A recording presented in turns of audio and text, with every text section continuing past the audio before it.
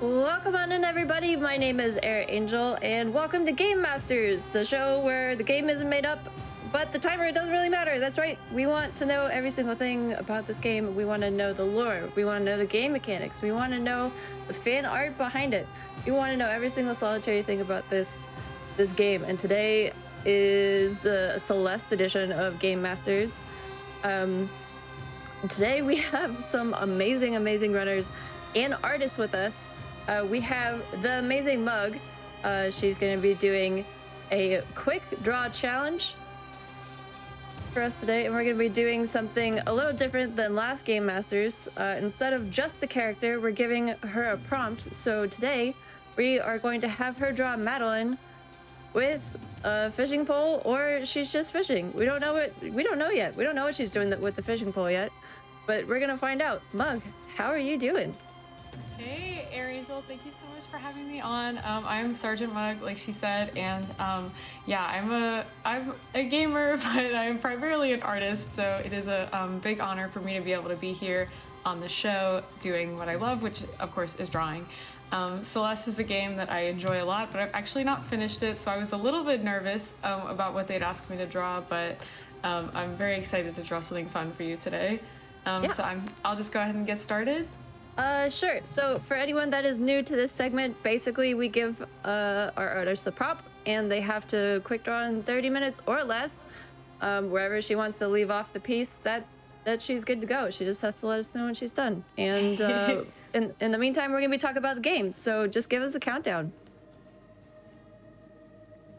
Oh my gosh. Okay. I'll start in 3, 2, 1. All right, so we're gonna let Mug focus on the drawing and the amazingness that is this prompt. And again, everybody, the prompt is Madeline fishing. So we'll see in a couple minutes where we're at on that. But I do have a couple of runners and commentators coming up in the show. We have Belle, Sirion, and Kivov. How are y'all doing? Yeah, doing good. Awesome. Excited. Yeah. I love Celeste so much. It's probably one of my favorite indie. I like to call it an ultra platformer because let's be real. There's so many things going on that the platforms aren't really like stationary at all, and there's a lot of stuff happening. But with that, obviously there are a lot of more traditional categories run in this, but today we're going to be focusing more on challenge runs. Because in my opinion, you don't really master the game until you put a certain restriction on yourself, or you try to do something in a particular way that I wouldn't say is entirely necessary, but you're just like, hey, we're just gonna try it and see how that goes. So I would think Fel or Kiv, if you wanted to talk about where did these challenge runs start, do y'all know? Actually I was gonna say, I'm a bit of a newer runner. I started speedrunning Celeste in 2020, so I wasn't around for the full history of things, but yeah, we do have a wide variety of like different challenge runs. We have our, mainly we're talking about our, the Celeste category extensions, which is an alternative speedrun leaderboard for Celeste, where we have categories we're running today, like Superdash or Grabless or Invisible. There's like a lot more stuff, there's a lot more variants you can choose to run. And like, yeah, it's kind of in the vein of a challenge run. So something that I guess happened recently is with challenge runs, I noticed there's a lot of categories people would want to run, but they wouldn't have a leaderboard for those categories. So like about a year ago, one day, I just decided to make my own like spreadsheet of categories, and like of these categories people were running that didn't have a leaderboard. I made a leaderboard for that, and it just kind of caught on. Yeah, it is. And that's how Superdash, the category, got started, really, which I think is pretty That's cool. awesome. Like, and I think that also gives the game more life, you know what I mean? Like, when did Celeste came out? A couple years ago now, so it's like a new, fresh start almost, right? On a different kind of run. Yeah, exactly.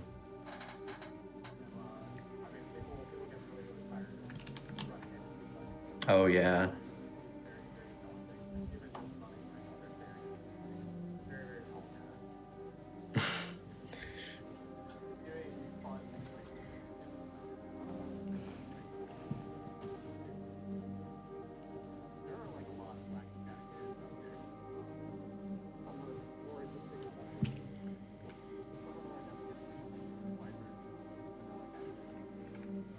with a little extra, with a little flair, you know. That's so cool. If y'all want to talk about the categories you're running today, you are more than welcome to do so. Otherwise, it's just super interesting for me. So I myself am more of like a non-glitch runner. Do you think these challenge runs are mostly skill-based or glitch-based or both?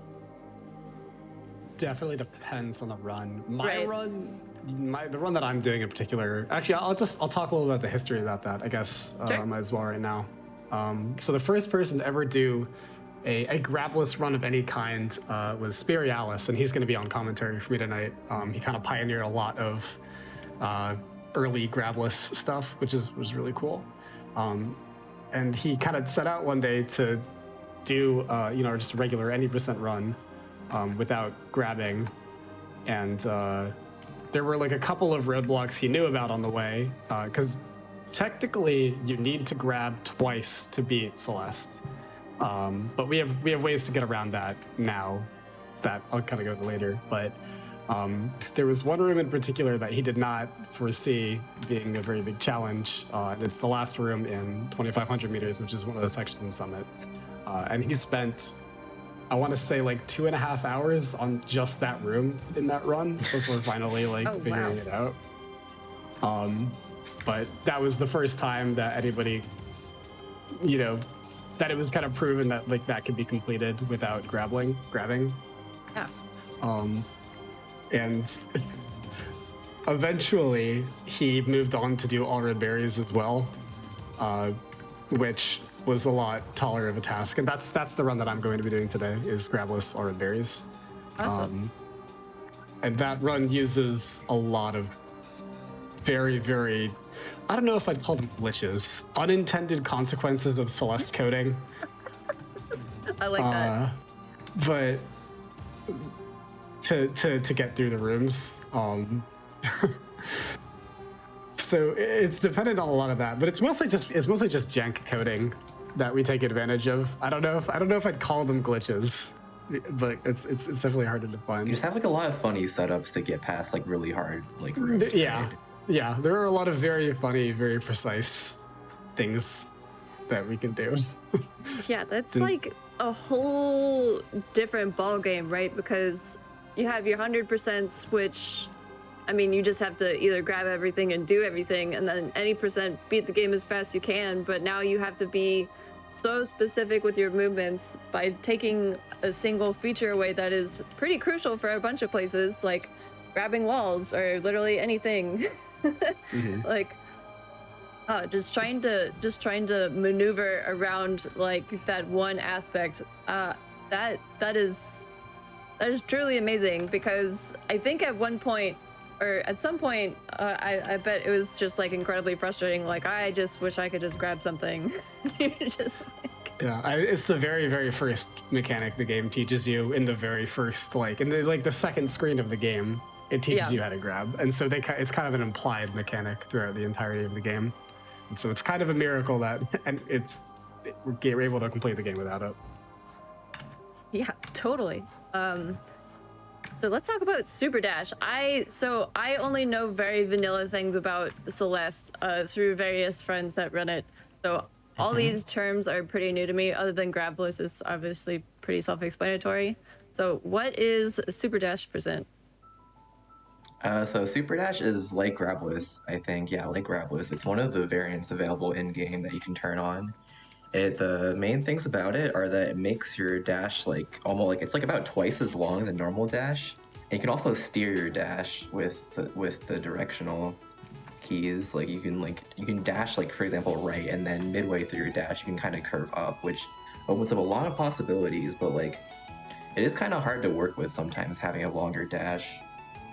And I think this category is actually pretty famous for having like lots of high speed, because you can cancel your dash with another dash midway. So if you have any sort of speed, you can just keep dashing if possible and maintain that speed. So you open up a lot of new situations where you can kind of just have speed. You can keep the speed. You can curve around your obstacles and keep that speed, which is pretty neat.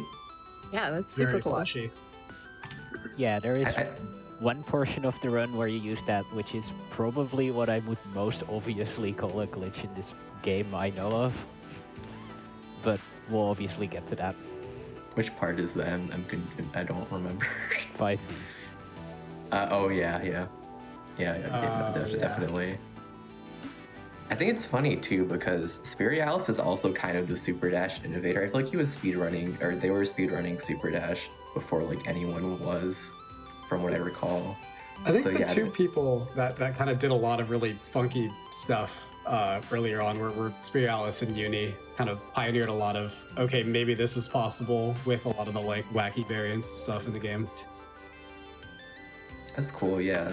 And like I feel like for a time, like most people did not give Superdash like a chance. They just felt like it was, I guess, like understandably, people felt like it was really jank and like kind of hard to like make something out of. But like, I guess just eventually, like I think Sirion's, like me and Sirion kind of got into Superdash together, and we kind of started discovering new things, and we just saw how amazing it was. I over wouldn't be time. surprised if we discovered a bunch of things which were already known anyway, but the Yeah, discovering maybe. was also fun. So is this this probably isn't the first time there's been sort of like a showcase of this, has there? Or do y'all have any Superdash, like as far as I'm aware, has never been shown. Oh yeah? Well, you saw it here first, folks. I know that Grabless stuff has been showcased in the past, but never All Red Berries. Yeah, I've done Grabless at a couple of different events, but that's just the cool. 90% category. Nice. But ARB has never been shown. For challenge runs, is there a separate channel in the Celeste Discord for it, or is it just like a community that you all just know each other through? I think People it's that- definitely just if whoever you know that run it, you're probably friends with them if you're talking to them. So there's not really. I think there is a Discord that is for like Celeste challenges. There's like a whole separate server for it. Gotcha. But I've never been in there, and I think they do stuff that's a lot more difficult and in smaller chunks than like full game challenge runs mostly. Yeah, they have stuff like just like how many like what's the minimum amount of jumps you can complete the game in, or the minimum amount of dashes. They like stuff like that. I also want to like it's these communities are pretty niche, but like I guess earlier I was talking about my leaderboard I made. We have our own Discord for that, and it's like sort of active actually, with people who like running like these funny little categories, including Actually, Superdash. Awesome. I guess, was there a particular vanilla category that you all started with? Or did you just 80%. 80%? Any percent for sure. I've been an any percent monkey for a very, very long time. And Grabless has been my, I guess, mental kind of. If I need to take a mental break from 80%, I'll just play Grabless because it's like just fun. Yeah, I've played Superdash for so long, I've kind of forgot how any percent works. And that's a Oh my problem. god. So do you think these runs can be like fully optimized in the next? I guess what do you see the future of challenge runs? Do you think it's going to be as exponential as some of the vanilla categories? Hevop will definitely have more to say about this than I do. All right, Superdash Yeah, is go for pretty optimized. Yeah, I've like spent 300 hours in Superdash, which isn't that much, but that's like on top of like my like vanilla gameplay, which is like I've like over 1,000 hours in Celeste. I've spent quite a long time. Like really, like how optimized it gets just depends on like what people like want, how far people want to push it. I as just like one person and a few other people, it's kind of hard to push the category super far. So I'm inviting people who are interested to also help out with Superdash, just running it, because the more people are running it, the further we can get it to being optimized. Really, Yeah. I just like to show people how cool this is, and maybe they'll want to join in. Yeah, I think there's like 5 active runners now, and it's fun to keep pushing, but with 5 active runners, there isn't that much competition to really push the category. Exactly. As far as Grabless goes, there's never more than 1 to 3 active runners at any time, and this is because Grabless is very, very, very difficult, and people would get very scared. I think only 3 people have ever completed a run of the category I'm going to be running tonight. Wow. I guess to give a sense for that. So, yeah, there's not. I don't know if I would say it's like not optimized because at least the Grabless 90% record is pretty low. It's like a 32 by Crichter, and that's like a hard time to beat. But it's not. It doesn't get the attention because people get scared of it. Basically, it's the idea. Yeah. So I don't know if it'll ever truly be as optimized as like even like categories like Superdash or Invisible, which are a little bit more accessible because there are just a lot of really, really dumb stuff you have to do to play Grabless. Yeah, Superdash is mostly small because of obscurity and not difficulty. We have 13 runners right now. I think it can be kind of daunting for people like looking at Superdash, just like because the movement is so different from regular Celeste. It just seems like there's like a high barrier to entry, but I don't really see it that way. Like it's just a matter of playing it. There's for a some little parts that are bit. pretty hard to deal with for sure, just because you're not used to the extra dash. Yeah, it takes a bit of practice before you can, because Super Dash is mostly an advantage while speedrunning, but it will take a bit before you can realize that. I think it took me about 3 months of playing before I beat my 80% PV. Oh man. Wow.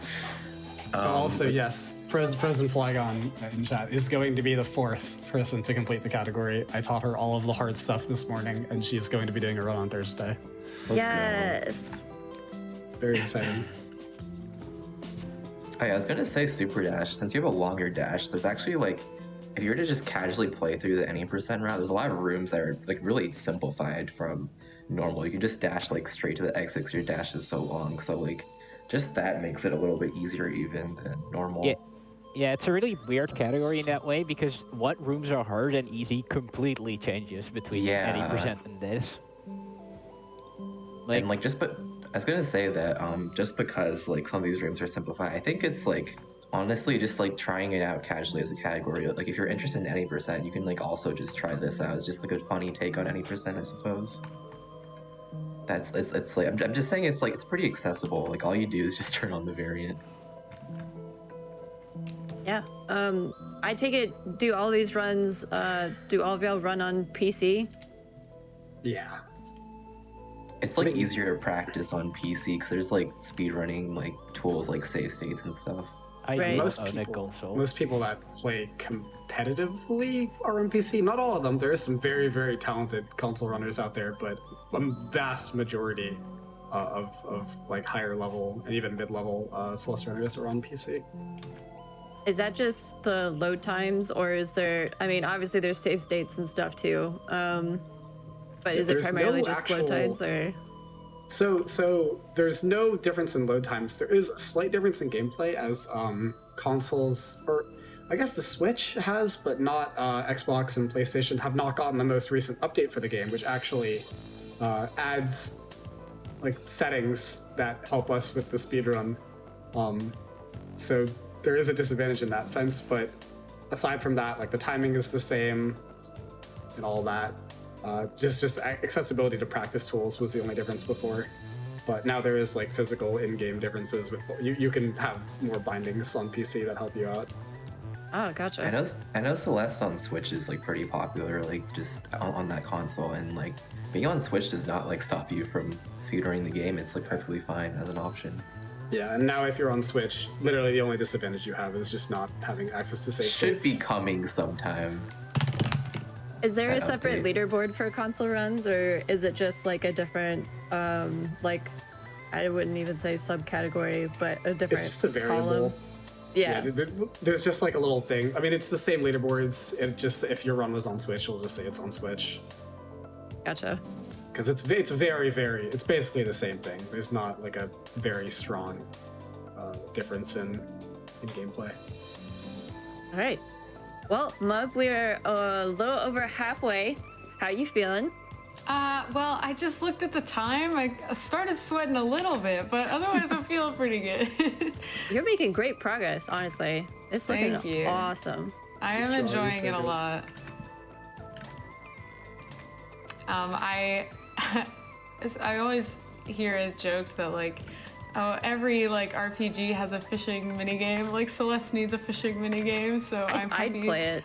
I'm honored to be able to invent one right now. And so when I thought I would draw Maddie fishing, I thought it was only natural that she would bring her buddy Theo with her to I don't record any of her catches, which is exactly what he's doing right now. He's pogging pretty hard about whatever she caught. No, that's great. And that's the bonus question for today. For the rest of the runners in the room, if you could have a mini game in Celeste, what would it be?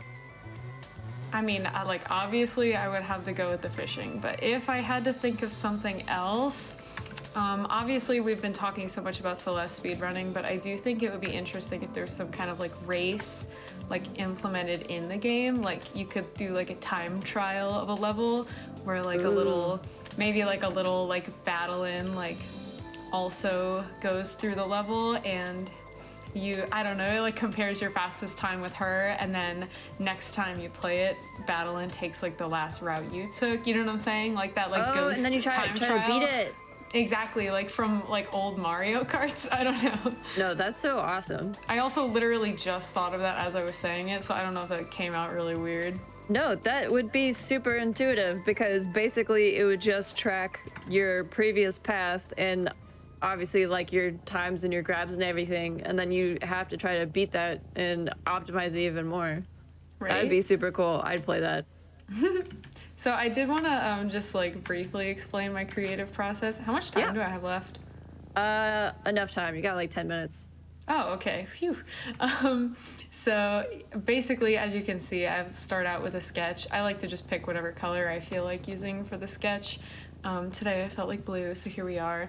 Then I go in and do sort of like nicer lines. As you here, I'll erase the sketch so you can see everything. You can see here that even these lines aren't fully perfect. If I'm just doing like a drawing for fun like this and not like going for a pristine piece, I don't worry too much whether every line, you know, touches perfectly and stuff like that. But I do just like to, well, you know, it looks a little better than this anyway. So that's kind of my next step here. Something that I rely on heavily, as you can see, my style is not exactly very realistic, and yet at the same time I do rely really heavily on references. So just now I paused for quite a while when I was drawing Theo holding his phone because I was actually away from my pen, just holding my own phone and looking at my hands. You know, what do my hands do when I'm holding a phone? Same with Maddie, like if I was holding an imaginary fishing rod, like where do my arms go and stuff like that. So even though my drawings don't look, you know, how they appear in the real world, things like anatomy and just poses and stuff like that, I feel as long as you have a good base of like a reference of how it would look in real life, that gives you, then you can sort of stylize upon that, if that makes sense. Yeah, and I mean, it's like sort of anatomy and physics still work somewhat in a cartoon setting. Like exactly. You can't, well, I mean, I guess you could have two right hands, but you know. But yeah, that's super cool. And what program are you using? I'm using Krita, which is a free software. You just download it online. It is fine. It is good. I'm not actually, I'm not super experienced with a ton of other programs. I've used Sai and I've used Corel Painter. Any artists in chat may have used some or all of those. I like Krita just fine. I'm almost a professional, but not quite. So I've not really thought to like invest in a paid program. So if you, like me, are a casual artist just looking for something that doesn't really, you know, that doesn't break the bank, Krita is a very solid option. Yeah, and there's a bunch of options out there. I myself am a cartoonist, so I really love Clip Studio Paint. And that is based off as a subscription fee. So like if you don't feel, or if you know you're not going to draw that month or something, you can always cancel it and resubscribe. And I think there's different tiers for it too. Wow, words. It just depends on what level you want to buy the subscription services.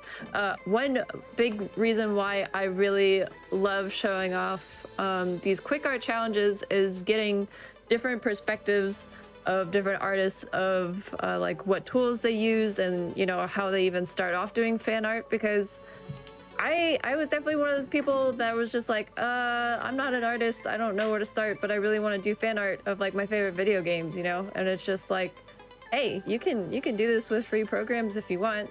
You don't have to break the bank to do it.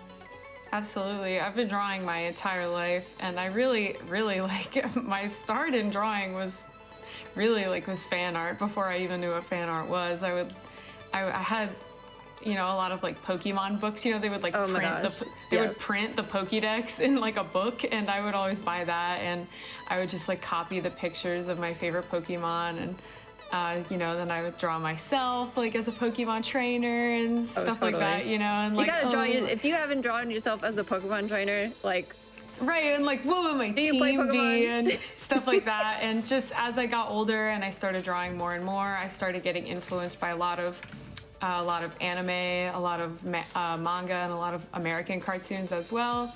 And I would draw myself, like in my favorite Zelda games, and I would draw, I haven't stopped drawing Pokemon, and just all kinds of stuff like that. Really, like fan art has always been a huge like part of my art, really. Yeah, and like fan art in general, you can do it however you want, honestly. Like no matter what your style is, you like feel free to just do whatever. You can make it in the style of Cartoon Network. You can make it in the style of like pixel art. Like there's really no wrong answer here, y'all. And drawing fan art for different games as opposed to just drawing only my original stuff I get to like sort of explore different art styles. So even right here in this little drawing, I'm somewhat like influenced by Celeste's art style. The way Maddie has this kind of like cute little like chibi body. She sort of has like that big head and like little feet sort of thing. My art doesn't typically always look like this. I mean, it does somewhat, but I feel myself even just in this one drawing being, influenced by Celeste's art style. And the same goes for any time I draw fan art of anything.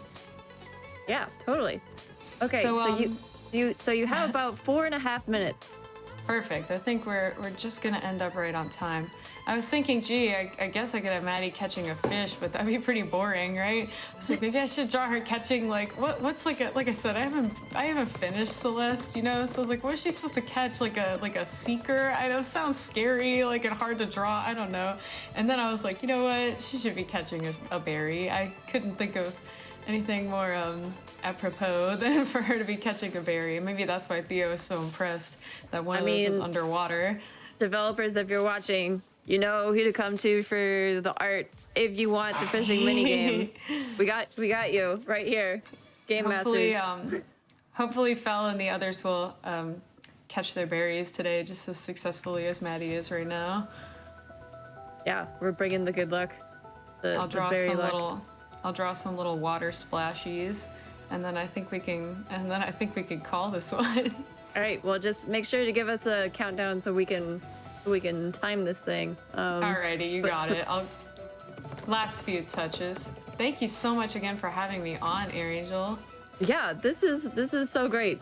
Art brings me so much joy, and that was Amos. My dog just ran into my desk. I'm so sorry.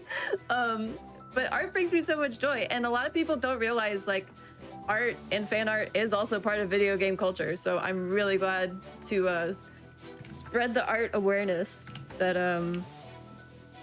we could bring so much joy to it. I mean, look at this. I say let's call that time. All right. GG's. Thanks. And wow, art's done quick. Segment Celeste edition featuring Sergeant Mug. Where can they find you? Yeah, you can find me right here on Twitch. Here, I'll even, can I write my thing? Is that allowed? You can find me right on Twitch at SGT Mug. That's Sergeant Mug, of course. And I'm also on Instagram at Hero Mug. Yeah, if it's got Mug in it, it's probably me. And yeah, so I stream art. I stream games sometimes as well. Drawing is really what I really love to do. So yeah, if you like it, feel free to watch me draw some more stuff sometime. Yeah, totally. I super appreciate it. This is amazing. I'm super excited for the runs coming up as well. Stay tuned, everybody. We are gonna start off with the first run of the night with Superdash Any Percent by Kivov, coming soon to GDQ near you, aka right here. So we'll be right back.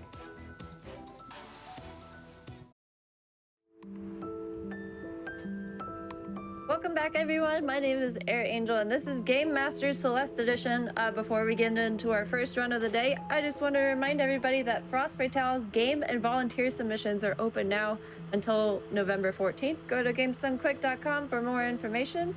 And with that, welcome back to Game Masters. This is the show where the game isn't made up and the clock doesn't really matter. That's right. We just want to know everything about games, and today we're talking about Celeste.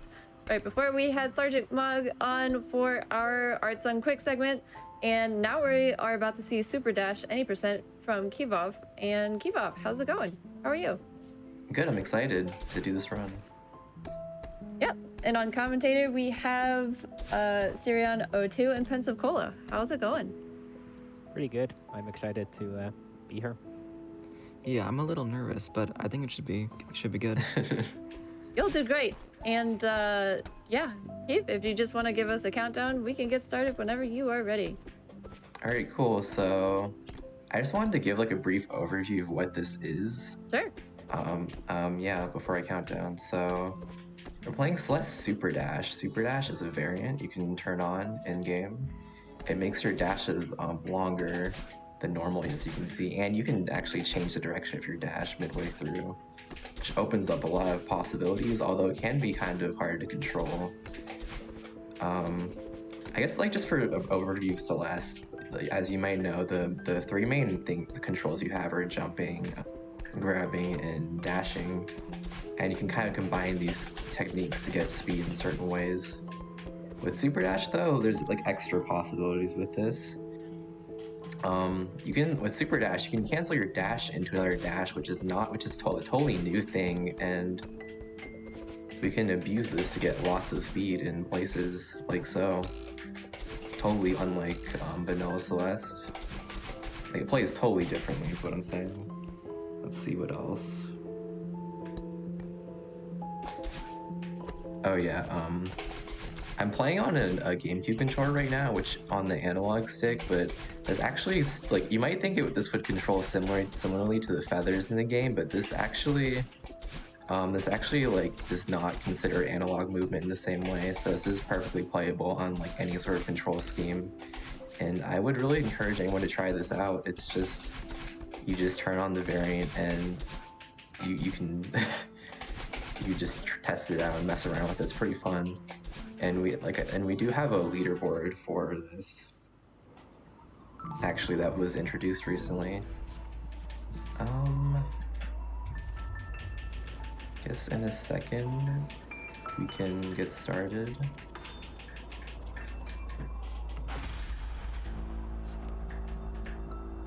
Okay, so I will count down right now. Sure. On 5, 4, 3, 2, 1, let's go. A little nervous, not gonna lie. I think I missed a few things actually going over Superdash, if We'll anyone explain tech when we noticed. get there. Yeah, it might come up as we get there. For now though, we're just playing through prologue, and we do not have our dash yet, but we do want to enable Superdash in the menu. Otherwise, it's just a very normal prologue and an 80% speed run.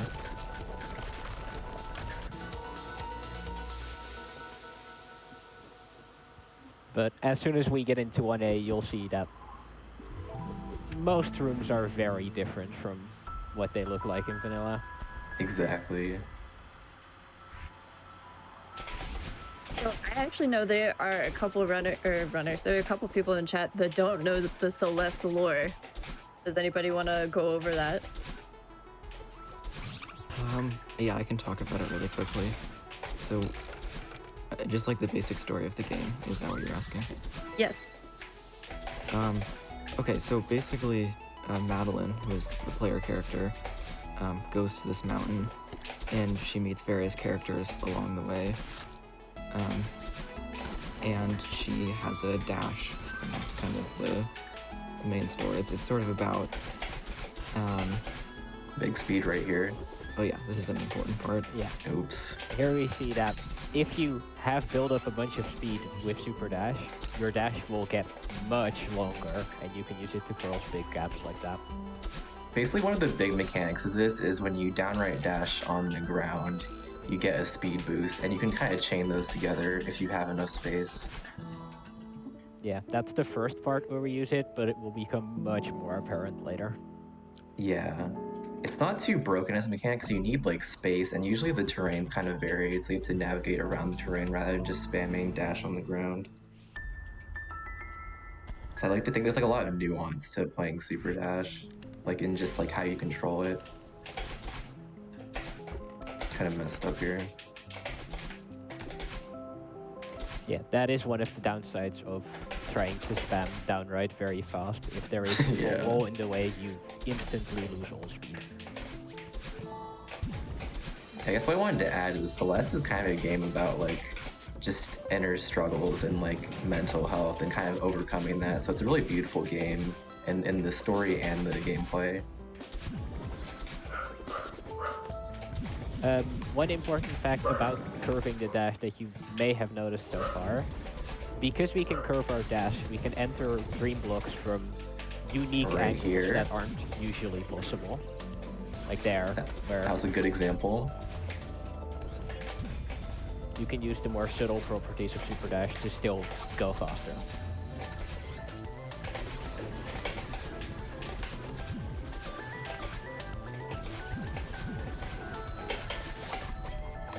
So right here, we are phasing through the ground. Would anyone like to explain that for me? Yeah. You are going at such a steep angle out of the dream block that you are never... There's no frame where you're in the wall for long enough that you'll actually die, so you just go through it. Yeah, the game just sees you entered the dream block and then you exited without being inside the wall based on the frames it considers, so you're just allowed to do stuff like that. It's pretty sick. I'm gonna try to keep some speed here. It's a little tough though, yeah, okay.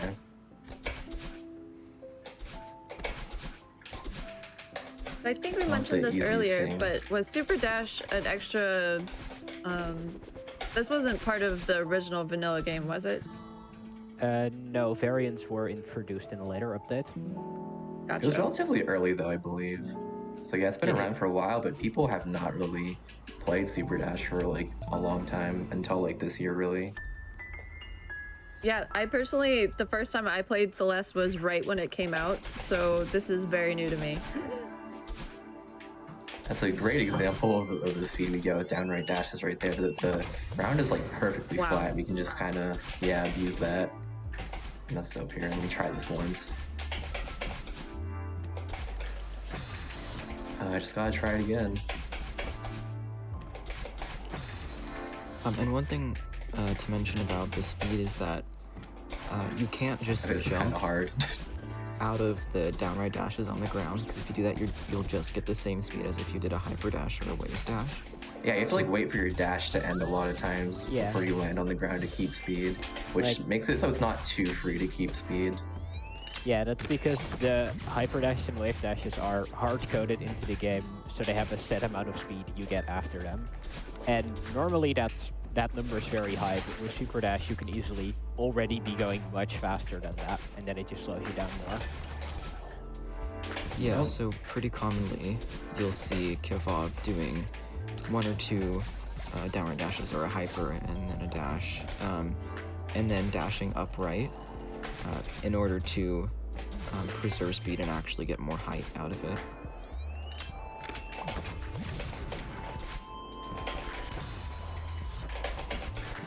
Oh my god. It's fun. Yeah, commonly we like just get quick speed with our normal hyper dash, which is a vanilla mechanic, hyper dashing, and then we can kind of use our dash and then manipulate into any sort of direction and try to keep speed in new ways, and possibly keep that speed for a few more dashes if we can. Yeah. Ideally you want to keep the speed as long as possible, but when there's a wall in the way you can't keep the speed, and it becomes very demanding to keep speed every single time you possibly can. Yeah. I would say this checkpoint is actually fairly similar to normal gameplay with a few exceptions, like Yeah, coming it's up probably here. one of the closest. Oh, I messed up. We're doing so these 3 sections which end with pressing a button. You can do them in any order, but the order that's currently being done by Keyvolve has just been found to be the fastest, both in vanilla and just also in Superdash. Yep.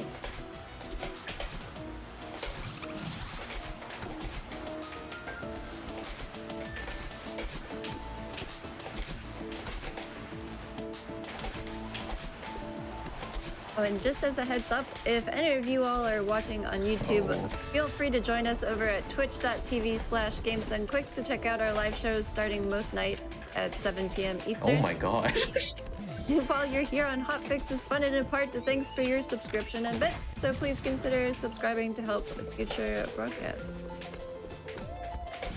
Okay, we're now in elevator shaft, which is probably one of it's definitely the shortest checkpoint in this chapter because you can ignore most of it. And here we're coming up to a cool trick. Ooh, that's unfortunate. In this game, this used to be an unintentional mechanic, and it kind of still is, but the devs have added a dedicated button. Here's for the doing it, famous one. which is the crouch dash, the demo dash as it's called. Which means you can Oh my do a god. dash, but your hitbox is much smaller than normal, which allows you to go through walls like this that have tiny gaps in their hitbox that are just big enough that you can go through them. Hey, you're basically dashing with the crouched hitbox through little gaps. Yeah, these obstacles, which are usually called spinners, but here we call them dust bunnies for this chapter, they don't actually, like the hitbox, they don't touch, at least not all the time. So they have like a circular hitbox, and there is often enough space to squeeze through, but it's usually pretty tight. Here we're getting another good example of going really fast and using that to skip through. That is a strat you can try once, because after that you have the checkpoint in the next room and you can't go back to get the speed, because in this section you don't have a way to go back to previous screens. Oh my god. Yeah, that's not good. That's I got like the first thing though. That's kind of cool to show off, honestly. Not the easiest thing. yeah. Presidential Suite is quite a hard checkpoint. This room is especially is- unforgiving. It's like not designed around Superdash, so you just kind of like have to deal with stuff sometimes. Yeah, but it is one of the checkpoints that you can do really fast if you do it optimally, Yeah. because it is very open, which means you can keep your speed a lot.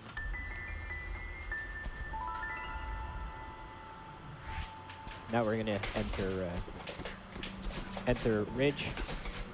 This is probably one of the most open checkpoints. It's one of the more open chapters, but there are still some specific rooms that have issues which make them quite slow. It's pretty cool here because you can actually curve your dash through the green bubbles. Yeah, the green bubbles function just like regular dashes. So all the super dash movement, like being longer and being able to be curved, get inherited from that, which allows you to do very, very cool movement.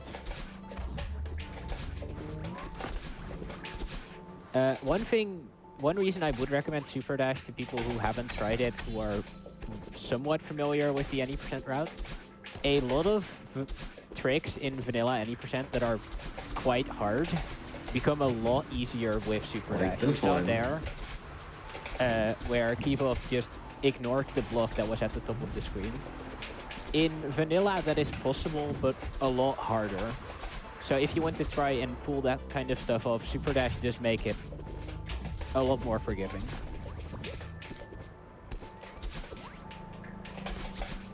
Right here, I'm gonna skip this auto score block in the game. Usually you're supposed to activate then take it, but we can do a little funny workaround and skip that. It's a bit convoluted, but ends up saving a bit of time over waiting on the block.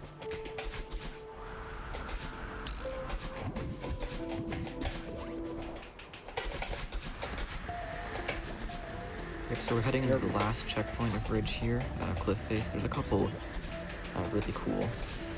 Yeah, in the beginning you get that massive speed there. It's really nice. Yeah, there's one also at the very end that we'll be pointing out. But that one's that was that basically- snowball hit. Not bad, not bad.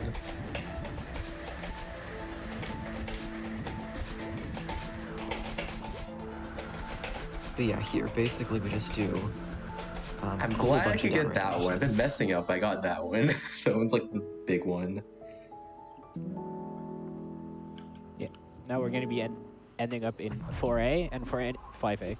And for anybody who isn't familiar with the speedrun route for this game, all the chapters in Celeste have B-sides, which you can play whenever you find the cassette in the main level. And if you complete the B-side, you can also move on to the next chapter. And 5B is the chapter where it makes the most sense to do that. It saves a lot of time over playing 5A. And Superdash does not change that at all. It's still way faster. It is quite challenging though. It Might is see that later. harder. If you're first running into this game and you don't play, if you're first trying Superdash and you don't play 5B in vanilla, I would not recommend trying it here because it has a pretty hard tech at the beginning of the screen. Also, there you saw a little neat trick, where when you skip cutscene in this game, it usually only moves you on the x-axis, and your vertical position stays the exact same. So if you get high enough into the room as you saw there, you can just skip onto the button and face through the wall. I actually forgot So here about that we'll 'cause be it's like so collecting- basic. Yeah, it's something that you can do in vanilla as well, but it's much easier to set up in Superdash. Yeah. So Gibbs here getting the cassette, and we'll now just return to map and go play 5B. Also, I did get that yeet earlier. That's like totally just, that's just like you have to time the curve basically with like no cue. It's pretty miraculous I got that.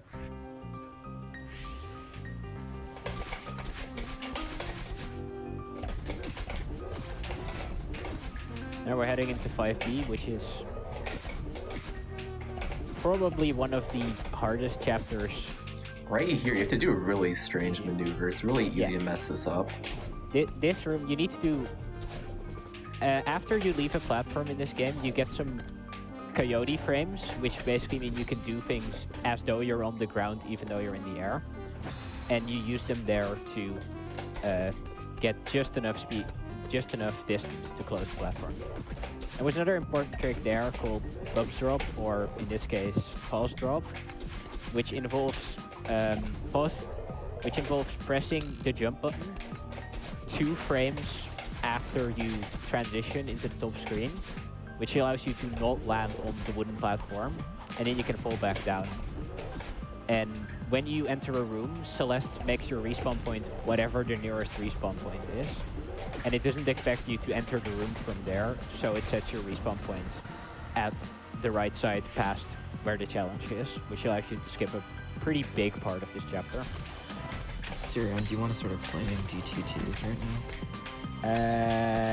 Because it'll probably take a while. Delayed Theo transitions. Yes.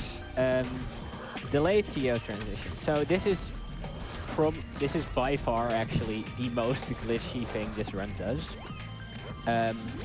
You have seen in 3A and in other places that you can dash into the ground to exponentially build speed. Normally, if you hit a wall, that momentum gets stopped. But you can see right there, we just do 2 downright dashes and get so much speed from Theo. Imagine how broken this can be with more dashes. You can keep offsetting it up because the Seeker gets in the way a lot, so... Yeah, so we murdered the Seeker. So what we do here, this skip has a great name. It is called...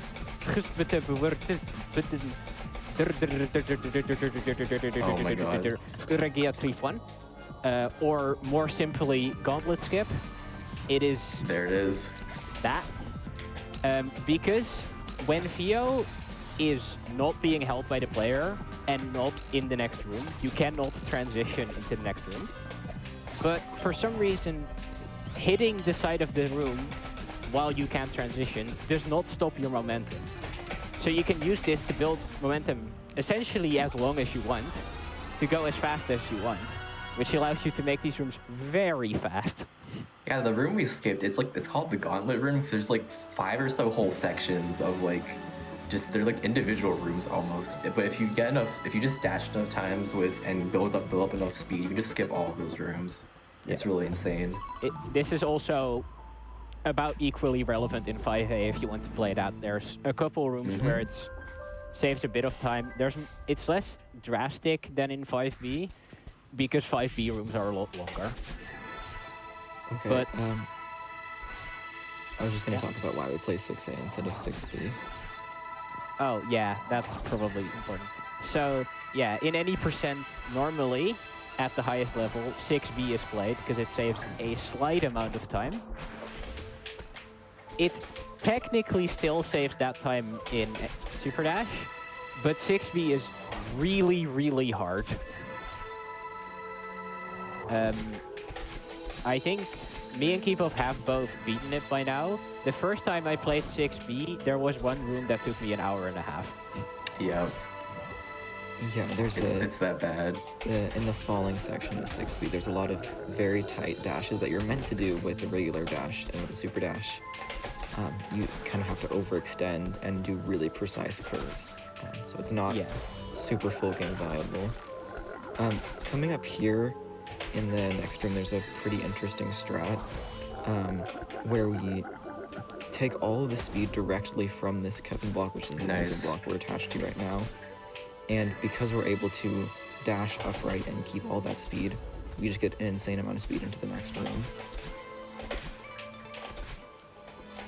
Like basically, you get a lot of speed from those Kevin blocks that we're hitting in this block right here. It's called a Kevin block.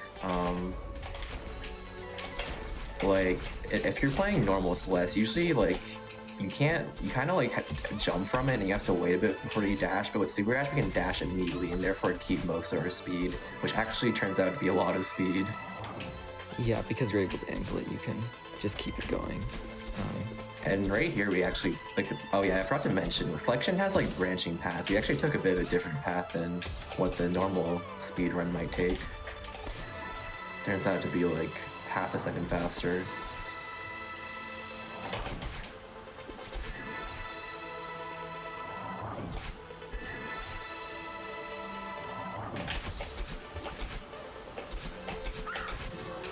So we're coming up now on the rock bottom checkpoint. Kept some decent speed right there. This is the reflection checkpoint. Yeah, reflection. Yeah.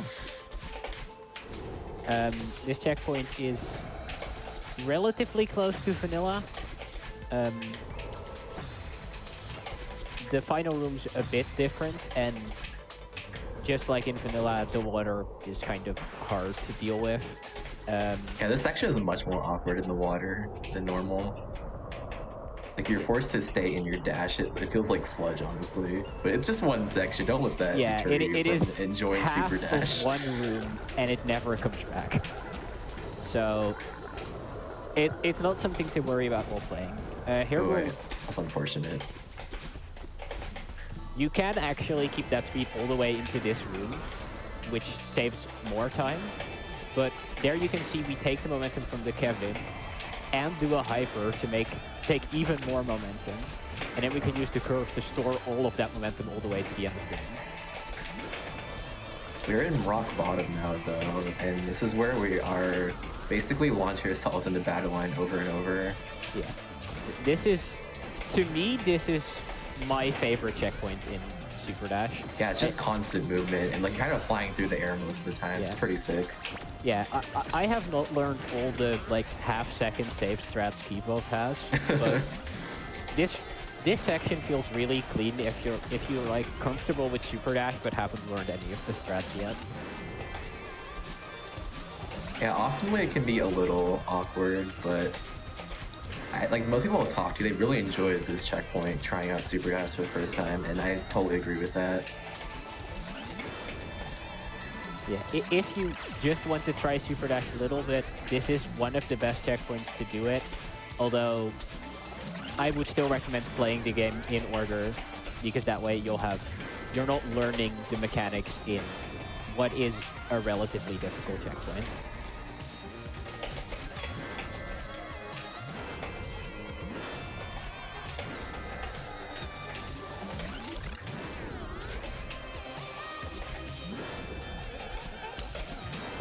Yeah, we're a good ways into rock bottom. We're at this cutscene. It is technically not a cutscene, so you can't just skip it. But it is mostly just a section where battling talks. And here, because we're starting to get moving blocks, especially if the moving blocks are moving sideways, we can take a lot of momentum from the moving blocks and use them to go into the room and complete the rest of the room very fast.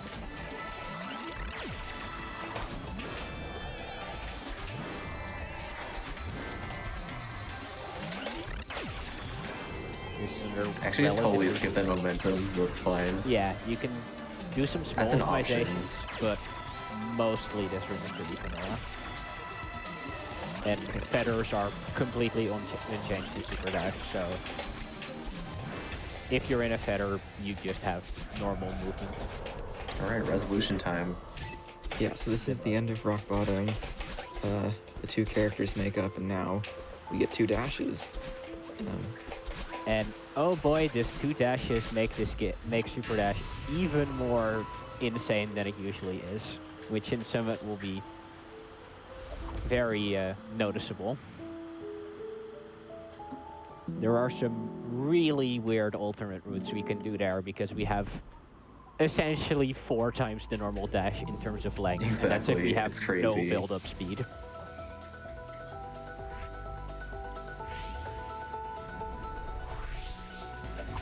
First room we do this demo dash right here through the spikes, actually. That's a Super Dash exclusive demo dash because the hole is long enough that if you do it in vanilla, you just lose the crowd's hitbox while still in the spikes. Yeah, the setup is still the same because it's just from a wave dash, but your dash is just not long enough in vanilla.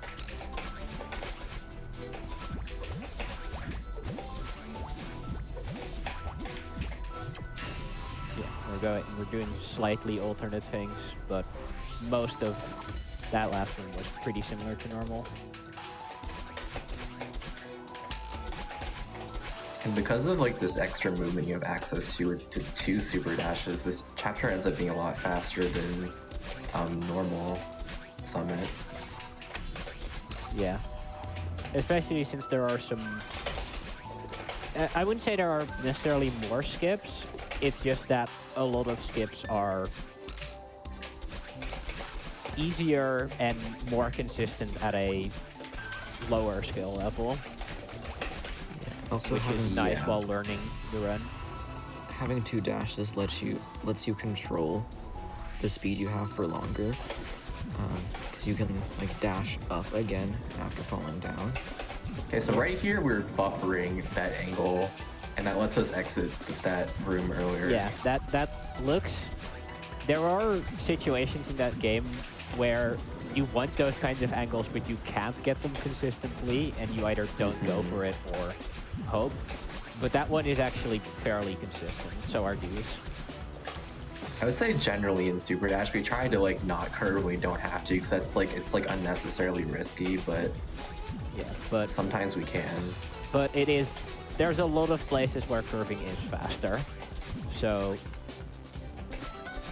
we do still do it a lot.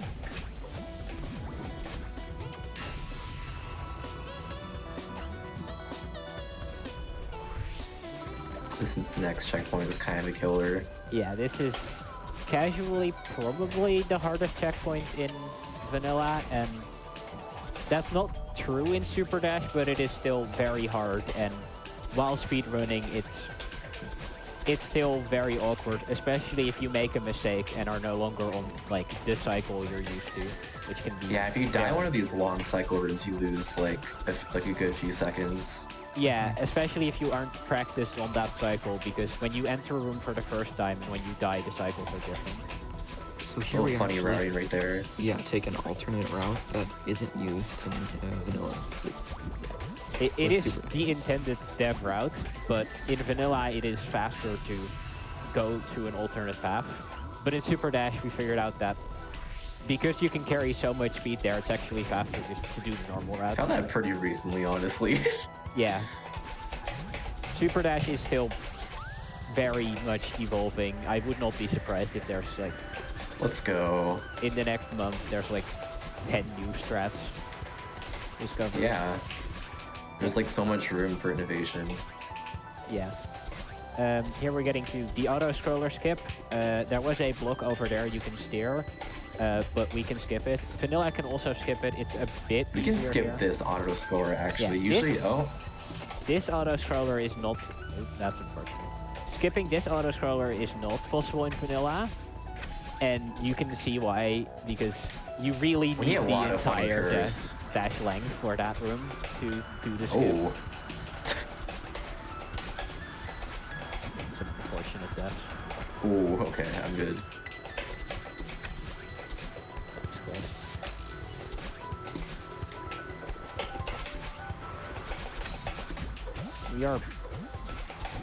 We are already very close to the end. This is the final room, and then we only have 2 checkpoints left.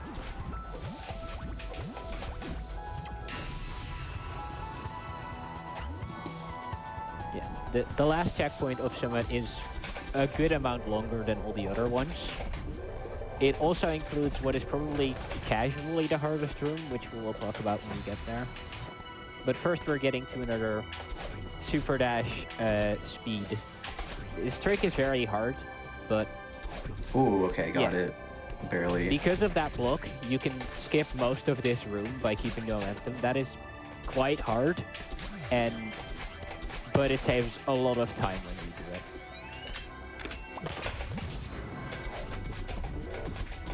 Right there, we build up a little speed before the key door since we're forced to wait anyways.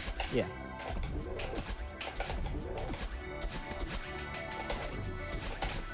And we're coming up on door skip, the infamous skip that saves like at least a few million years, I don't know.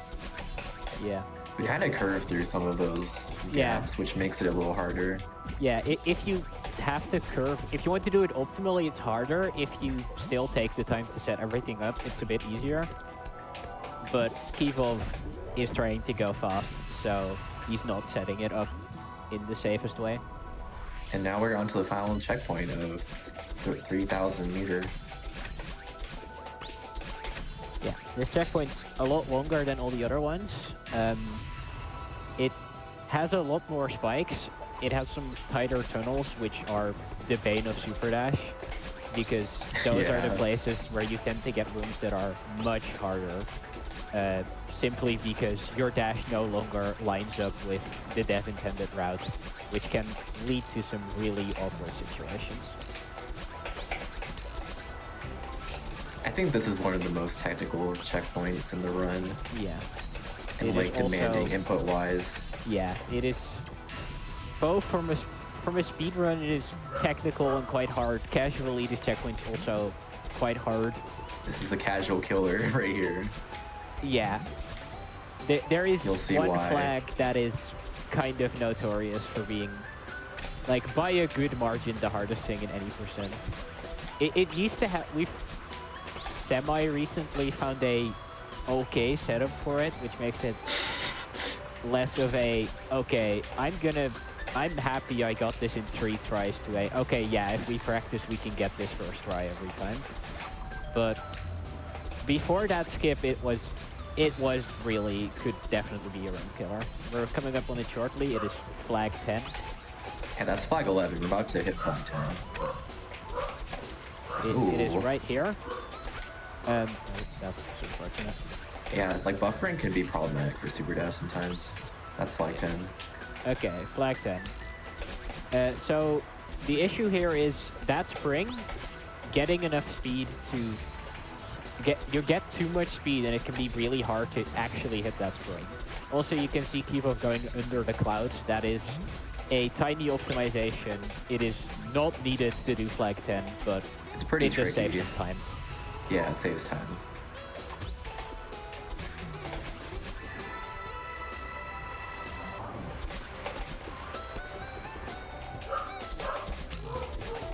Heading up to these final few flags. If you get here casually, the worst is behind you after flag 10. Like, these rooms aren't free. There are still summit rooms, which are quite hard. But compared to flag 10, these are a good amount easier. Right here, we can skip this dash crystal on the bottom and just make our way up there. It's a little tricky though. We have to like how to do really weird curve. Yeah, you have to do like a kind of wiggle curve where you dash up, curve a little bit left, curve a little bit right, I mean, GG. and then curve left again. GG. Yeah, GG.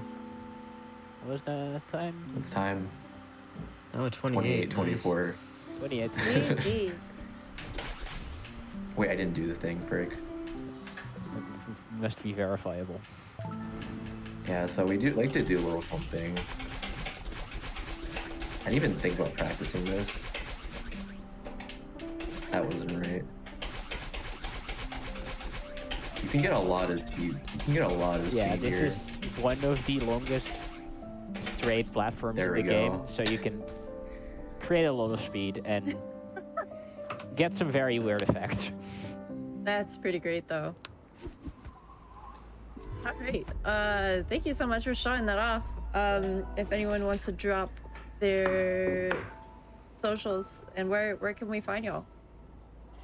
Kivov, I'm on Twitch on twitch.tv/Kivov. I also like on there I have a YouTube link, and I'm on Twitter also at Kivov on Twitter. I stream at Syrian12. Yeah, that's the only social media I actually use. Yeah, I stream at twitch.tv/pensive_cola. I also have a YouTube channel by the same name. I'm also a Celeste speedrunner. Yeah, me and Kivov primarily stream Superdash. And Pensive's a very good vanilla 80% runner, and they help out a lot with Superdash sometimes. Awesome. Well, thank you all so much for showing off Superdash any percent. For all y'all in chat, make sure to go give the runner and commentators a follow. And stay tuned for more Celeste content. With Hulo is coming up next with Invisible Motion any percent. But we will take a little break and we'll be right back. Welcome back, everyone. My name is AirAngel, and this is Game Masters, where the game isn't made up, but the timer doesn't really matter. That's right. We want to know everything about this game, Celeste. And we are continuing with challenge runs today with Invisible Motion any percent. I can't even say it correctly. Invisible Motion any percent by Tom. Tom, how's it going? Hi. Yeah, it's going pretty well. Thanks for having me on. Yeah, so I'm Tom. I'm mainly a Celeste runner, although I do run other games such as the incredible Big Brains Times Attack. And yeah, today I'll be running Invisible Motion any percent. So yeah, I think I'm just gonna get right into it then. Yeah, sure. So- Give us a countdown. All right, 3, 2, 1, go. Yeah, so Invisible Motion any percent. Oh dear, hold on. I forgot to turn on variants, sorry. That's okay. We could Give me reset. a hot second. Yeah. That's a funny little mistake, but yeah. All right, so we're good to go now. Yes. All right, so 3, 2, 1, go. All right. So what are the settings you had to mess with? Yeah, so I had to turn on variants so I could turn on invisible motion, and yeah, I am now invisible. Oh. So my basically, goodness. invisible motion is exactly what it sounds like. Yeah, it's just No we are way. invisible. Sorry, Yeah. I've never seen this before. Everyone that's in chat, you must be in awe with me because I personally have never seen this before in my life, and I don't even know what to think. Okay. So basically, prologue is one of the harder chapters because it is like completely impossible to see where you are except for like when you jump off the ground. And so what you saw there is I just made a funny mistake, but it's fine. Yeah. So most of the chapters in this game, you're going to be able to see a lot of things, such as like right now you can see whenever you dash, there's a trail. There's also like in the background, there's a halo effect around where you are.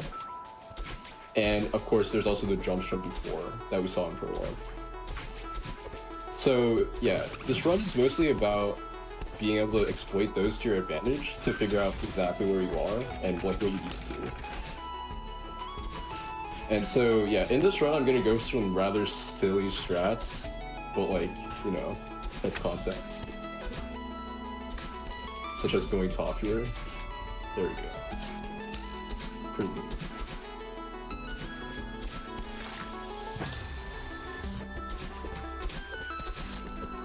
Yeah, and so basically expect a lot of deaths because this is kind of hard. Hey, Kinda you're hard to doing know where great you're so going. far. Honestly, I probably would be stuck in the very first room. Let's be frank. Like, this is amazing.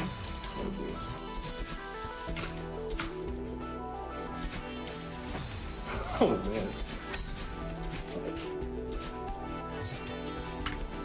Alright. Not sure if you caught that, but I got stuck at the bottom and had to do a quick funny save, but yeah. It's really hard to describe what you're doing when you're invisible, I'm realizing. Yeah, totally. What got you into this category?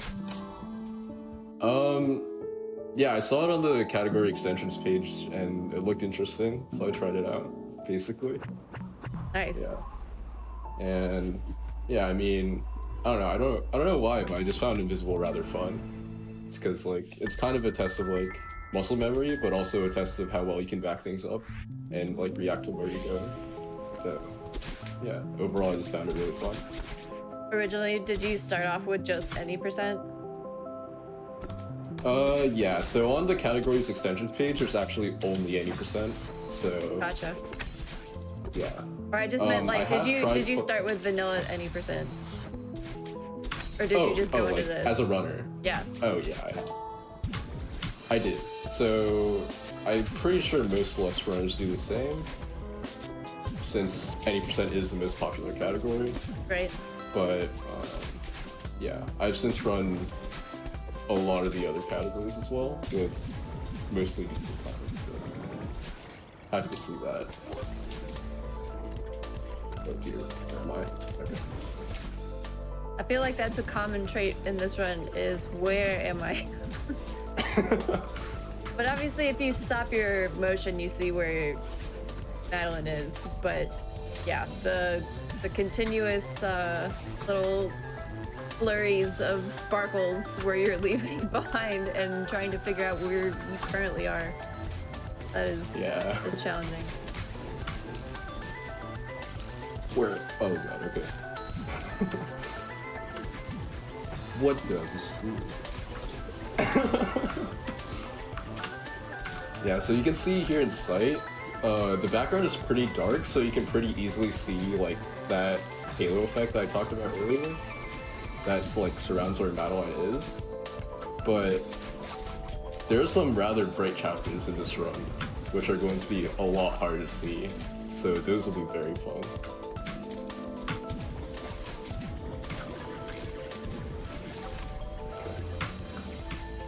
Okay, nice. I gotta be careful in that room, it's very locked.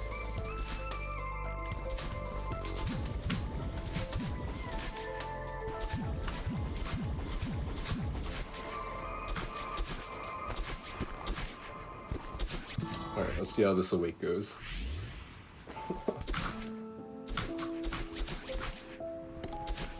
Oh dear.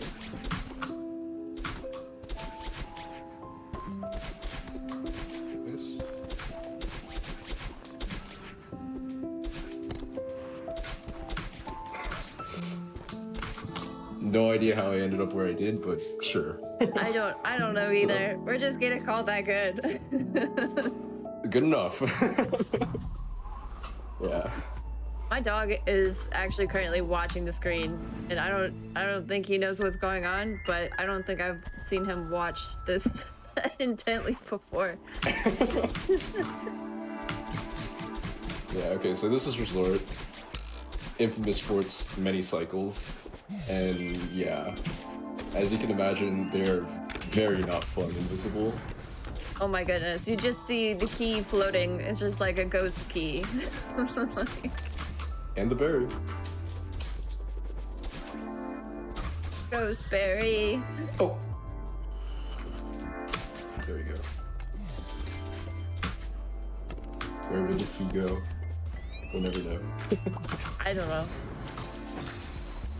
It's so cool to see these variants. I only played Celeste around when it like first came out, so all of these new options are just like blowing my mind, to be honest. And it makes me want to play it again. Chat, everyone go play Celeste variants. I agree, honestly. Sorry, it's, Oh no, it's kind of hard to talk. No, you're good. Just as a heads up with anybody in chat, GDQ Sum of Best Segments is now launched on YouTube. It's basically a highlight channel with regular videos like our main channel, but with small highlight reels for all of our main events and hotfix. So any cool things that happen during hotfix even right now can end up on that YouTube channel. So it'd be awesome. Okay, cool. That went better than I expected so far, so let's Nice. go. Are there Okay. Is there any extra glitches you can do with this variant, or is it just basically the same standard stuff from like any percent in general? Yeah, so basically nothing about movement has changed at all. So anything that's possible in any percent is also possible here. It's just strictly harder. Yeah, because you literally can't see where you're going. Dear God, yeah. Okay, there we go. Just cheeky spike jump. Or corner kick, whatever you want to call it. And you're playing on keyboard? Yes, I am. Nice. There's a decent chance that it's coming through my mic, but A little bit, but I just wanted to make sure because I know Kebab also, well, he plays, or they play with a GameCube controller, which I thought was super cool. I just didn't know if yeah, there GameCube was like is- a different, I guess it's just to each their own, but I didn't know if it was like preferred one way or the other. Nah, there's not really a an optimal like controller setup. It's whatever's comfortable. But GameCube is relatively uncommon, so that is like quite cool. Gotcha.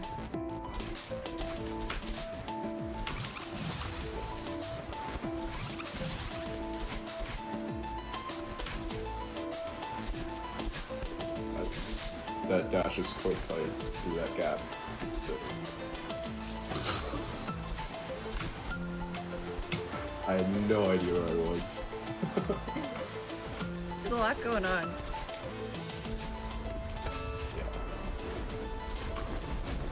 Oh, and anyone in chat right now, the AGDQ 2020 online schedule is out. Also, prizes are now open as well. So if you go to gamesdonequick.com, you can see all the info there.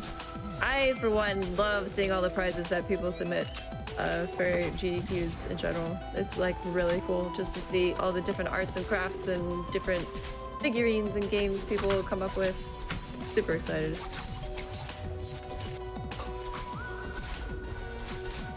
I don't even know how you could focus in those kind of I guess, like you said, it's like muscle movement, because you can even barely see the little drifty sparkles that's happening. That's what I'm gonna call it from now on, drifty sparkles. There we go. The contrail of sparkles. Yep. So that was demo, everyone's favorite Celeste trick. Straight through the dust bunnies. Amazing. And another one in District that was earlier. Nice.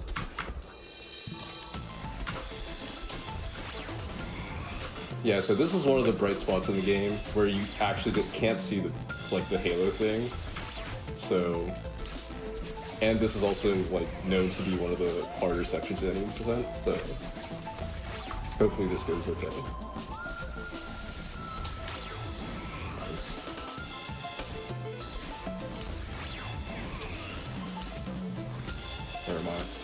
Where in the world am I? Goodbye, Oshira. Oh my gosh.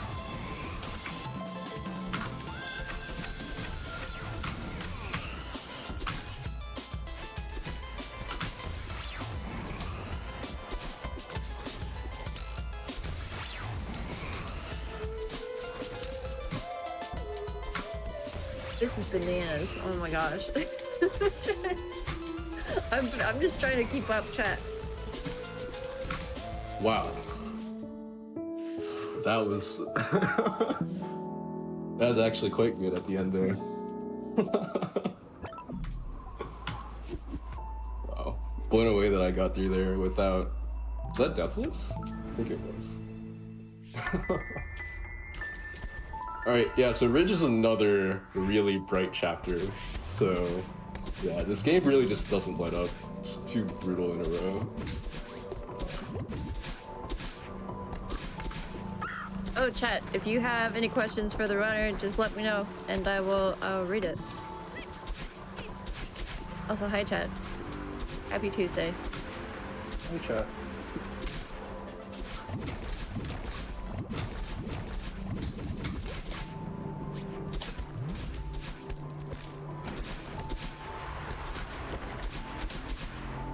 Okay, yeah, so this Ridge, Golden Ridge, this chapter we're in right now, has two auto-scrollers that you can skip.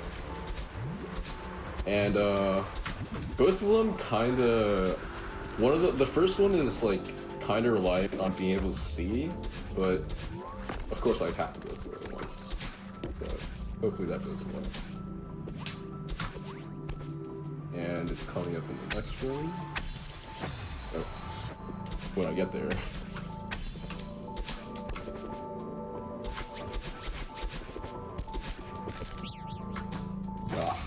Missed it.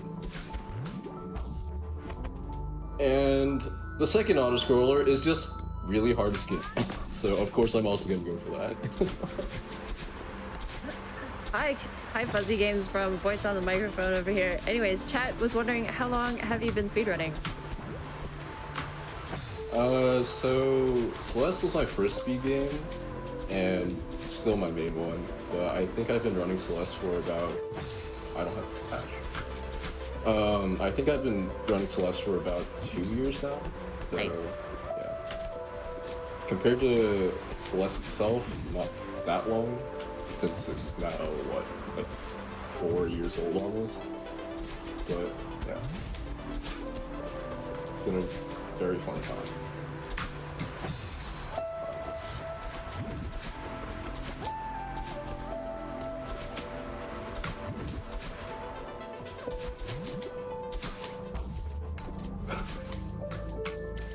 No! That's so sad.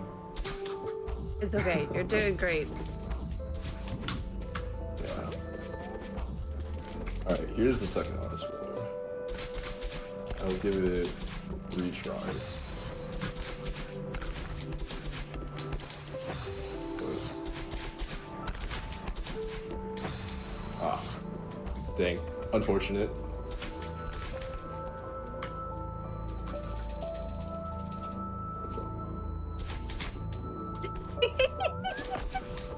Hello, Wiggle. Where am I? Oh.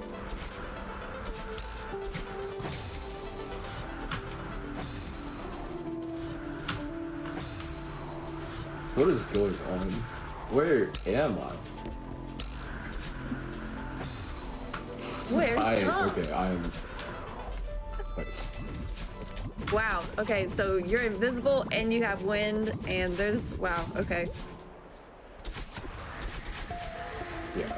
So normally any percent does not go to that room to the right that I just went through, but invisible, that first room is pretty, just unbelievably hard, so I found it much easier to do it that way. Funny little invisible exclusive thing you might see. Although it wasn't in any percent world record at some point. Like,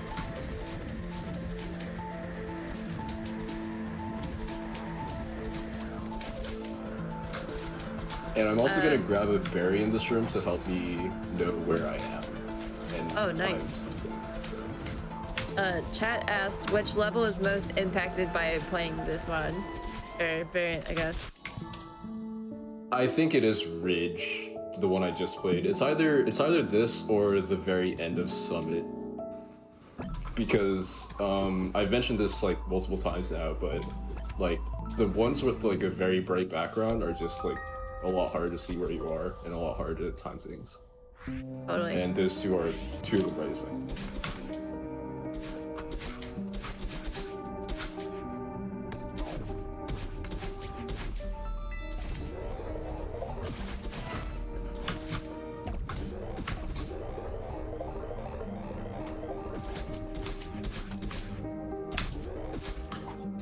Alright, so I'm gonna be playing 5B in this one.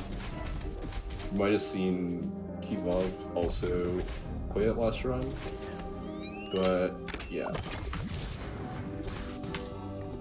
5A Invisible is also not very easy, especially considering there's a lot longer sections where it's just like not nearly as consistent.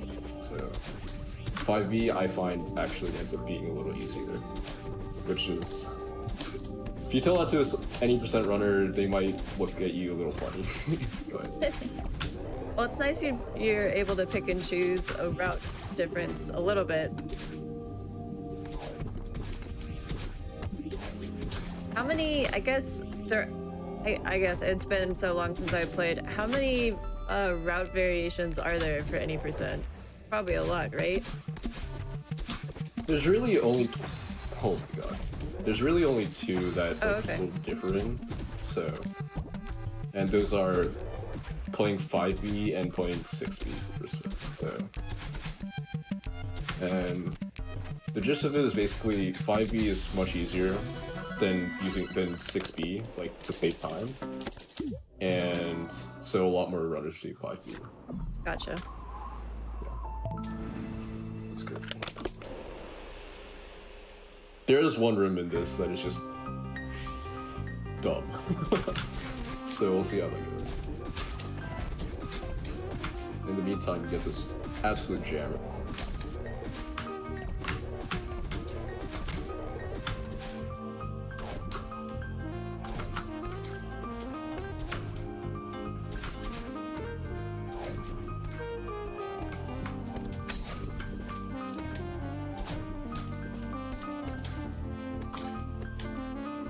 Am I even on the... I'm not.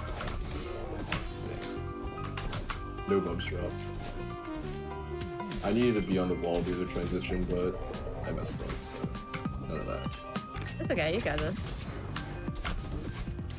I just has a heads up for anyone in chat. If you missed any of the GDQ Hotfix shows, or if you even missed the run and the art segment earlier today, you can go to our archive of past runs and shows at youtube.com/GamesDoneQuick, and this VOD will be uploaded there just in a couple days.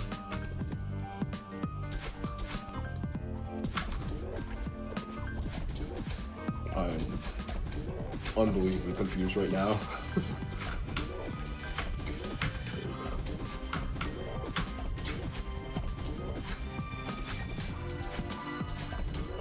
Oh yeah, I guess one upside of this chapter is that you can see yourself when you're in the bubble. So Oh yeah, that's nice.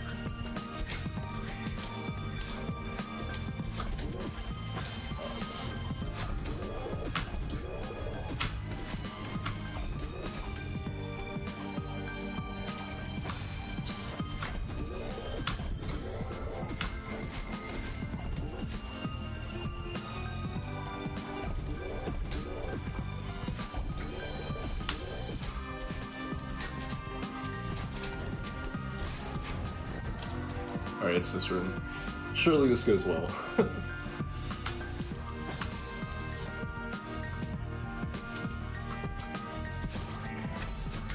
Oh wow, you have even less visibility somehow. Yeah. You thought we were invisible earlier, folks. Well, now we're just super invisible with a hint of flashlight. That's very good.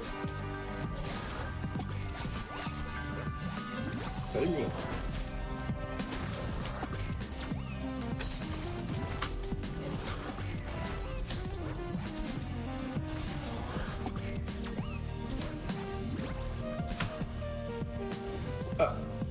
I missed. Okay, there we go.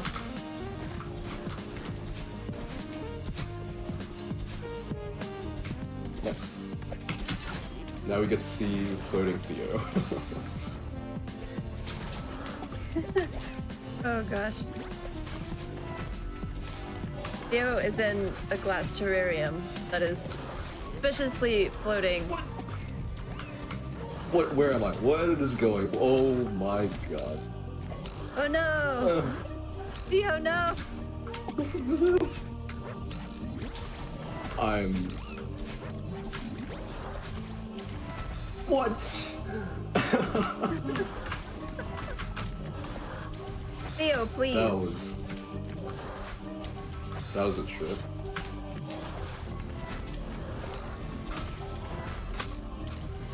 What? As you can see, I'm having a fun time. Hey, you're doing great.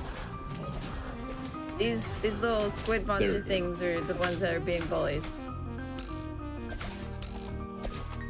It actually probably took me a hot second to figure out that I was supposed to throw Theo to open that switch. Because I was like, okay, well there's spikes there, so what am I supposed to do? Like, did I soft lock this game or what? Guess I just can't win. Yeah, I guess that's it. That's Celeste. Yep. Gotta pack it up and just go home. Yep. That was one very interesting 5v. Hey, you did it. Yeah, That's all that matters. very true.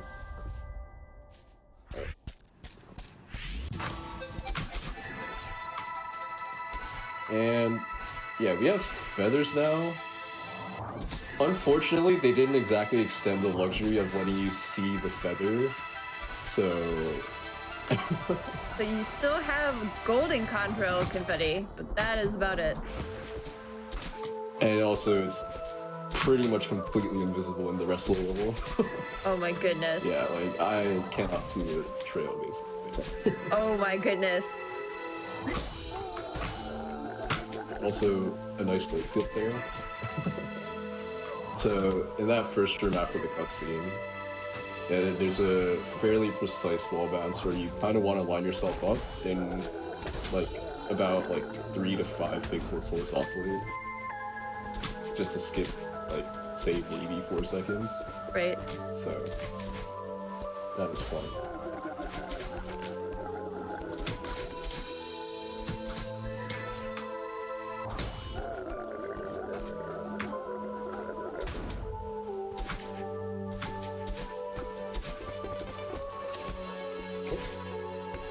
Holy fuck.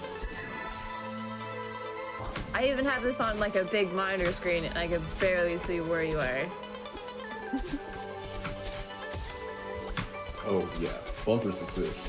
So, another complication to this run appears in the form of bumpers. So bumpers, as it looks like, they basically act as pinball bumpers, Right. and they just fling you whatever direction they want to. And it is really hard to control, especially when you can't see. So that room just now ends up being one of the hardest rooms in this chapter.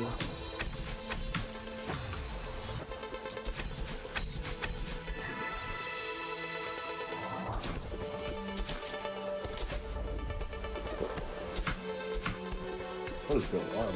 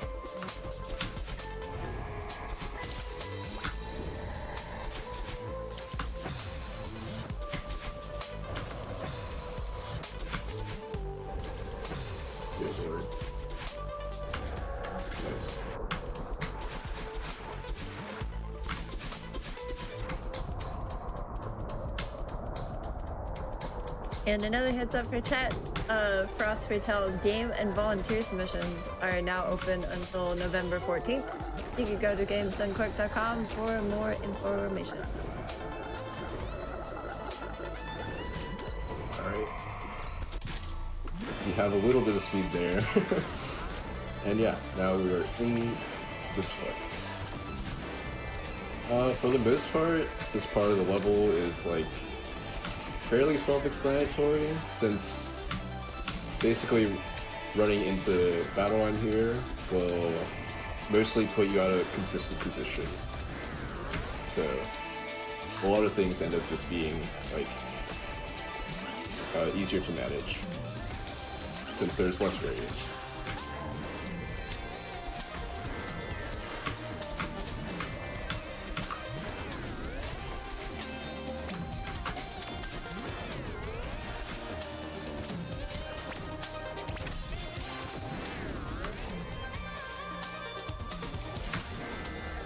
You know, there's sometimes where I get a lot of speed. I think I want to say don't blink, but then I realize you just can't see battle line either way. Yeah. That's feathers too.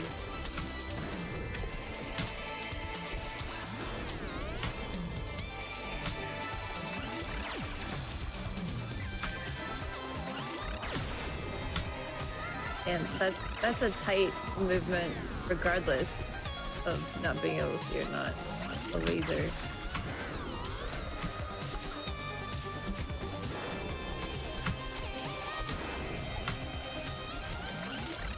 Oh, I don't have a dash. This run is kind of rough since I've been... Cool.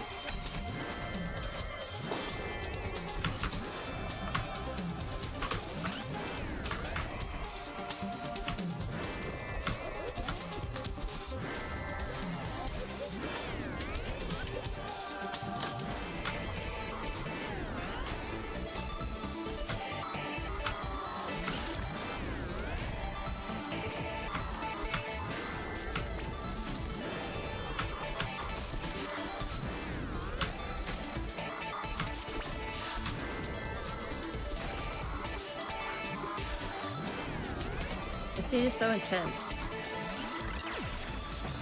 Yeah, it is kind of like the emotional climax of the game, if you will. Right. I think this... I really like this scene when I was casually playing, at least.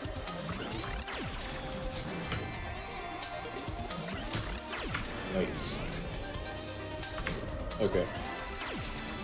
Hopefully nothing bad happens in this room, because it is 16 seconds long.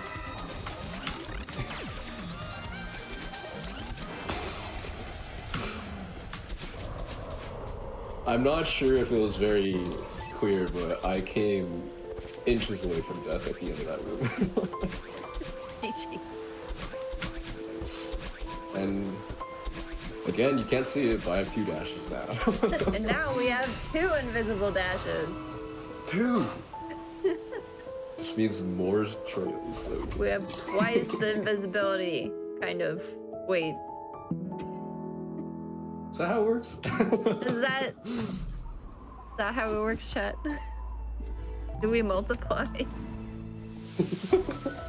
I don't know. Okay. And finally we have Summit. Summit is, as you can see, kind of bright. Oh, wow. So once again, we're back to kind of invisible. Like, very invisible. Yeah, there's really only like, I don't even know what you call it, like sonar circles almost, and that's about it. You can't really see the contrail confetti a whole lot. Berry. Let's go. No! I wanted that berry. Oh no, Barry. I'm It's okay. sad. There we go. We got berry. Goes Barry.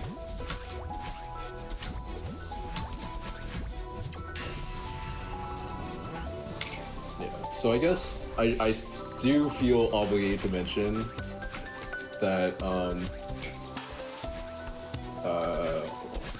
sorry. It's okay. At this point, I am mostly, like, in main game, I mostly run all red berries. And this level is probably my favorite of them all. So there's a decent chance I'm gonna get extra berries because they're good. That's fine. We're all here for more berries, honestly.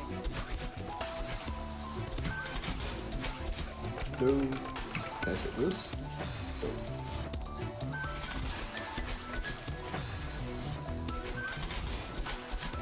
There you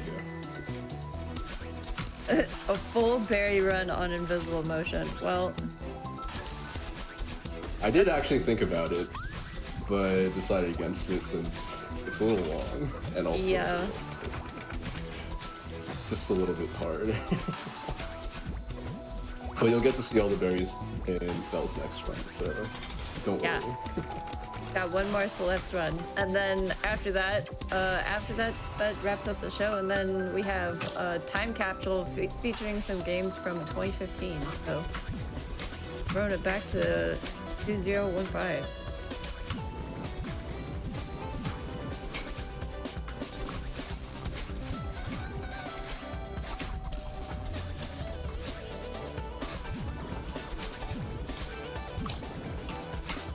That will not work.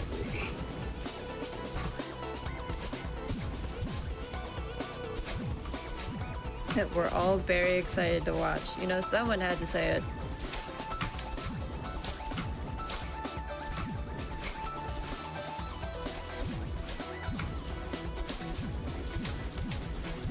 I guess you can kind of see the ripples, but by the time they like happen, you're gone. So I tried to get the berry and ended up just progressing instead, so. you had like a bounce back. You like that was pretty funny. Stemma? No berry for you, Tom.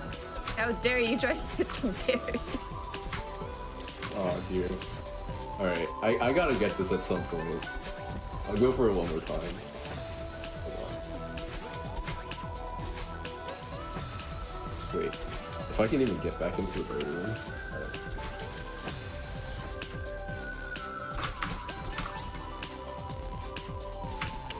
Oh god. Something like that?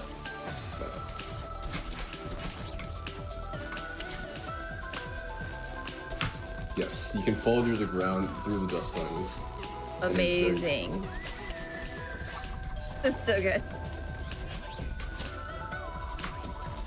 It's just too easy, you know? Easy game.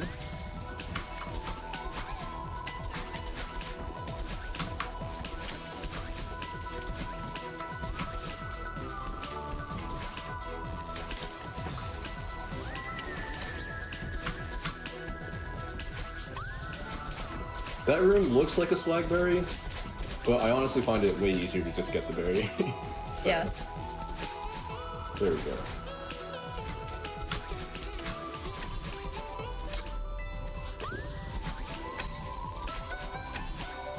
Where am I? Oh. I guess I should have added, there is another thing that you can notice, is that the two dashes actually make different colored trails. So if you have two dashes and you dash, your trail will be like the reddish orangish color. Gotcha. So that's another thing that can really help you figure out what is even going on.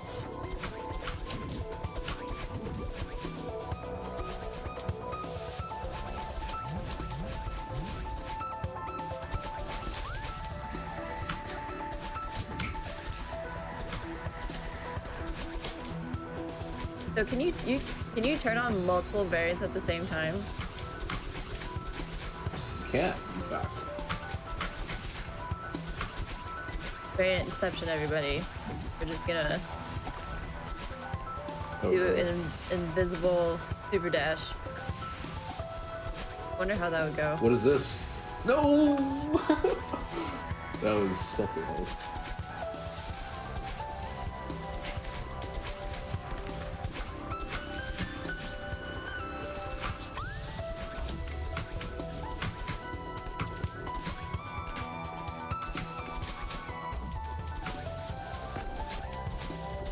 Nice.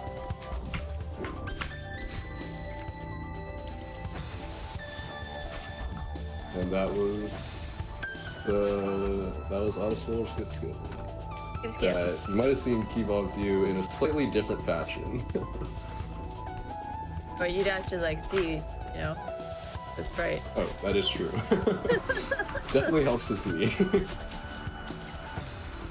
But last time we could physically see what was going on. There we just sort of trusted the dash and it happened.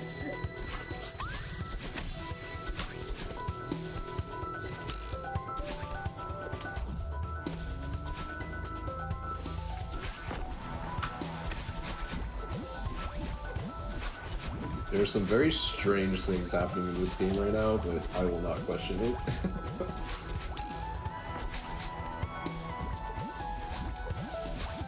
Okay. We're out in 2,000. Man, that's actually just quite hard. Yeah, you're doing awesome.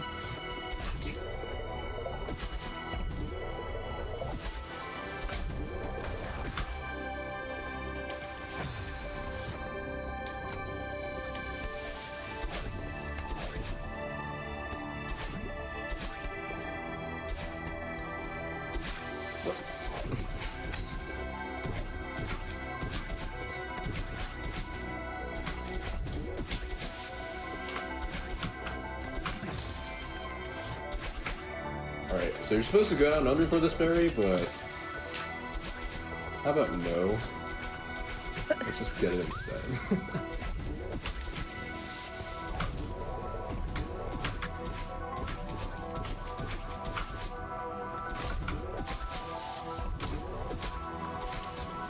I guess, do you have any recommendations would be a word for it of like how to even get started with invisible invisible motion 90%?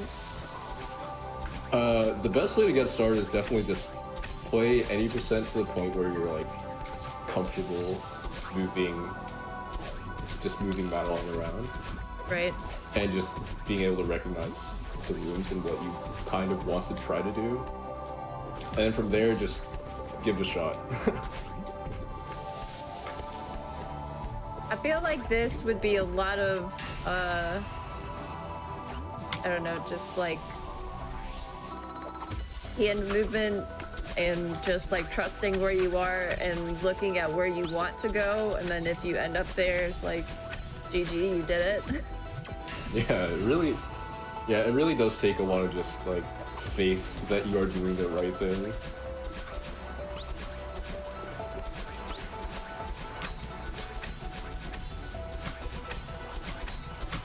More berries. That is saying, Tom, this isn't all red berries. Well, Tom can do whatever Tom wants. Tom is a game master. It's not ARB if you don't with that mindset, honestly. Yeah. If you want to make it ARB, you can make it ARB. Yeah. Very simple.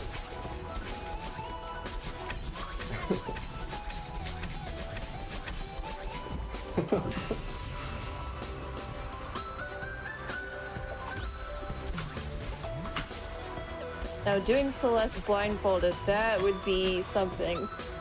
I know there's a bunch of blindfold runners out there, but this would probably... I don't even know. I can't even wrap my head around that. So about that, Uh-oh. people have in fact finished Celeste blindfolded. Really? Yes. I know of, I think, 2 people who have done it. And people have also tried running Chapter 1 blindfolded. I do remember seeing a time around 2 minutes, which is quite good. Wow. Okay, this flag is terrifying. Chat is saying Tom doesn't bend to reality, reality bends to Tom. You know what? Tom is making it happen.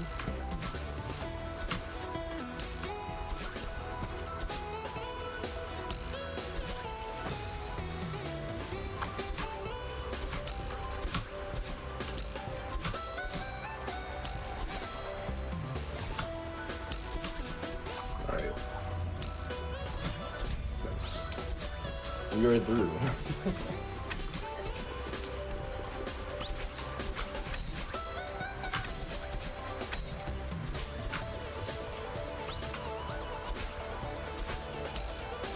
Yeah, so in any percent runs, you'll probably see a lot of top runners skip flag 10. That's not exactly an option here.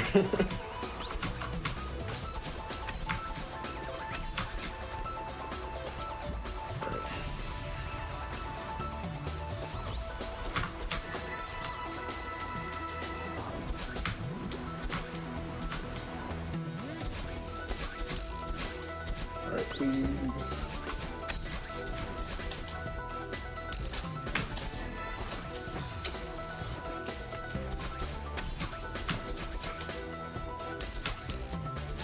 Dang, no berry today.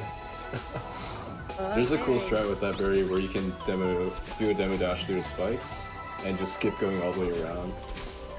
And there's a setup for it discovered relatively recently, so like, I think a few months ago that I tried to go for, but today is not my day, I guess.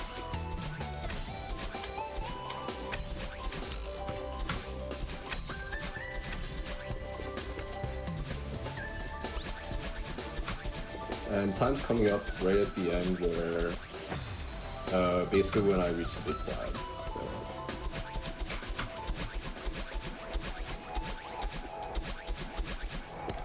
Oh. And that's time. Nice. Hey, cheese. Nice. That was awesome. Let's see this incredible pie. Unfortunately, Madeline is not moving in this is not moving in this cutscene, so you can actually see her. It's quite unfortunate, but yeah. That's Celeste, Invisible any percent, and yeah, I hope you enjoyed. Yeah. Where can chat find you? Yeah, I stream on Twitch at TLU0558. And yeah, I mostly just play whatever looks fun. And yeah, feel free to tune in. Usually it's pretty comfy. And yeah, thanks for having me on. Yeah, thank you so much, and thanks for showing that off. I've physically never seen that before, so that was that was some game mastery for me, chat. I think you could also say you still haven't seen it. I still haven't. Oh gosh, we had to get one more in there. We had to get one more in there. All right, chat. Okay. We will be right back, but stay tuned. We are gonna see Fel do a Grabless All Berries run coming up next. We'll be right back.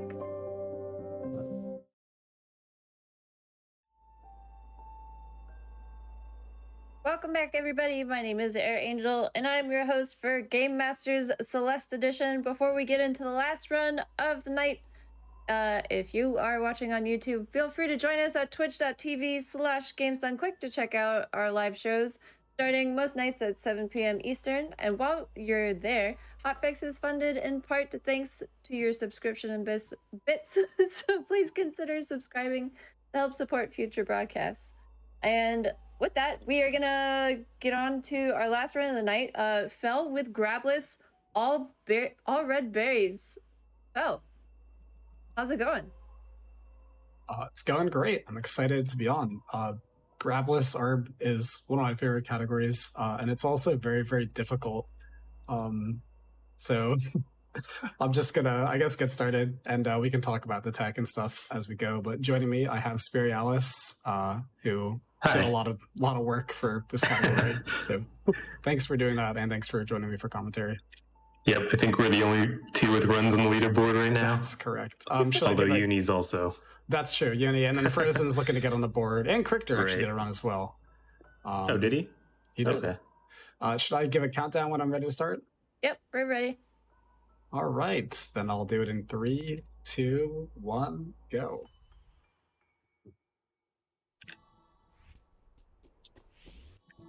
So in prologue, not too much going, but they teach you grabbing right from the get-go in prologue. That's what the bird does right there. So it's the first mechanic taught to you in the game, and taking it away very, very greatly changes the way that you go through the run. So Right. you've already seen, I've done And- what we call neutral jumps, which Spirit can, I guess, go into. Right. Neutral jumps are a major thing in this run. Basically, if you wall jump on a wall while holding no direction, then you can turn back to the wall sooner than you would be able to otherwise, which lets you gain height, which you would not normally be able to do without grabbing, essentially. Also worth mentioning is that this run is specifically using the no grabbing variant, which is a little bit different than just not using the grab button entirely, because there are a few times where fella's going to need to use that button, despite the fact that we're not actually grabbing. Yeah, and in fact, that's a large part of actually a lot of optimizations in this category, funny enough, is actually using the grab button to do things that are not technically grabbing, but just jank that the Grabless variant allows us to get away with. Right, one of the major ones is activating certain blocks, which is the reason that this run is fully completable without using any sort of grabbing, because people have also run people call it true grabless, which is just not using the grab button entirely. I was also running that a little bit, but I mostly stopped doing that once this variant was added to the game, because that challenge run was already fairly developed by the time variants were added to the game in early 2019. But there's one point in the game where you absolutely have to use the grab button, and another point in the game where it's extremely difficult to avoid doing it. One person has ever done it. Yeah, that was basically impossible until the most recent update to the game that introduced pause buffering. I'm sure we'll talk more about that later. Oh yeah, there is pause. I do. There are numerous tricks in this run that are like absurd. I guess is a good word for them. So. But the main thing that we can do with the variant that we couldn't otherwise is activating blocks. And, so you'll see me activating a lot of these blocks to, which is able to activate that block to get a launch, which wouldn't be possible otherwise. God, that's not the right thing. Technically be possible, but only with some weird jank. Yeah, not very viable to do in your average everyday speedrun. Yeah, there's some jank that lets you do it otherwise, but it's, I believe, usually double frame perfect at best.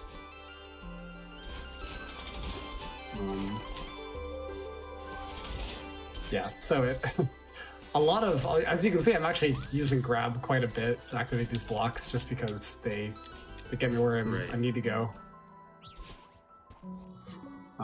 But don't worry, just because we can trick the game into thinking we're grabbing doesn't mean the run isn't extremely difficult. So and that return map is just part of ARB in general. Just lets us get back to this room a little bit faster. Right. Yeah, I did a one earlier as well. There are a couple of those. I think those are the only ones that do in this run. But I think those are the only ones in ARB.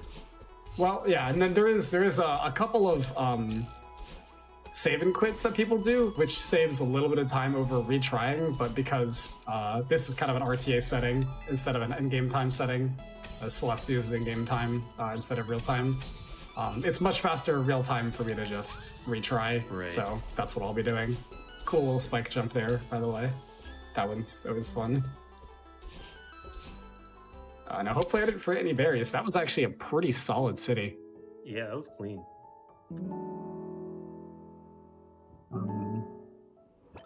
Yeah, so you got them all. Yep.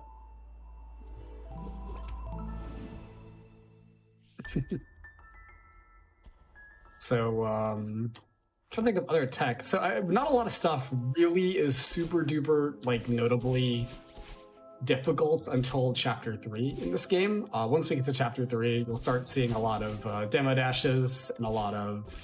there is one section I pause buffer as well. I forgot that berry. That's okay, we can go back for it. We can go back, a lot of absurdly precise stuff starting in that chapter.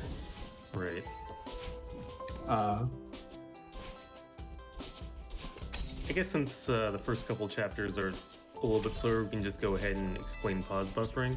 Yeah, that's probably the play. Pause buffering was essentially just added in the most recent update to the game in version 1.4. It was technically possible with some weird control nonsense that we don't need to get into before that. Oh, yeah. It's a good way to put it. But there was a lot of controversy around that, and the devs kind of saved the day by adding like real support for the feature, because essentially you used to be able to buffer out of pauses, but you couldn't buffer the pauses themselves, and so it was very difficult to do things like frame advance to get a frame that you wanted. Which is, yeah, like basically the entire point of pause buffering is to be able to like re-pause in order to get specific frame perfect inputs.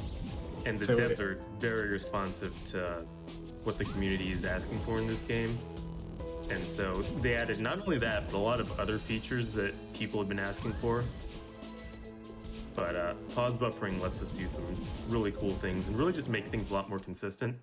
Yeah, definitely. Which is the huge thing for this. I mean, you'll see me running around a lot, but this category is definitely more of a you just want to complete the run than anything else. So anything that adds consistency is good. Because as I think we said earlier, like so far, technically speaking, only 3 people have ever completed this category. Although Uni should count as number 4. Yeah, absolutely. Uni has done some incredibly impressive things, Grabless, but she mostly plays true Grabless and not with the variant, so right. It's a little bit separated. But 99% of the run is the same, regardless of whether using the variant or not. We just get to do some stuff that's faster and easier with the variant, basically. Yeah. So I think personally, really just makes like the rules a little bit cleaner, because because everything, at least in this run, is possible. Like 0 grabs. It's not a matter of like right. doing minimum grabs, doing like either excluding some berries or counting to like 3 grabs at some places. I don't actually know what the number is. Yeah, it's this is just much more like a straightforward like run. I guess itself, which is nice. Yeah, that's one of the things I like about the variant, is that there's just something really appealing about being able to do it with 0 grabs, in quotes.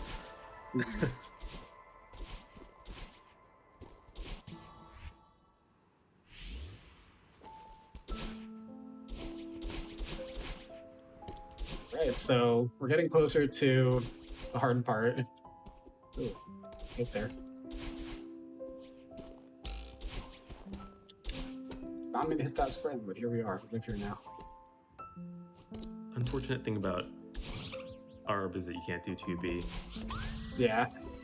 I am a fan of Grabless 2B. Grabless 2B is really fun. I will, however, because it is ARB, I will be doing 6B, which is awesome. Very cool routing there. All right, we got all the berries, even though I missed one.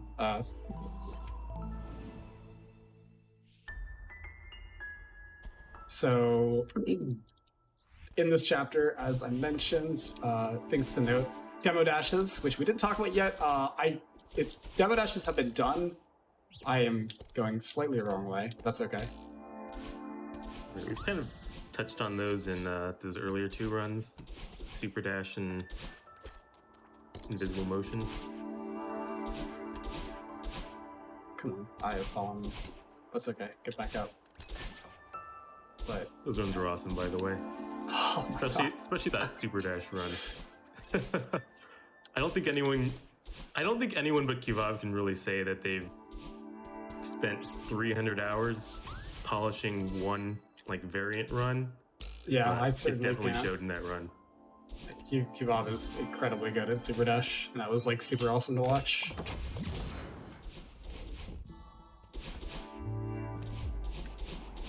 Ooh, it's okay.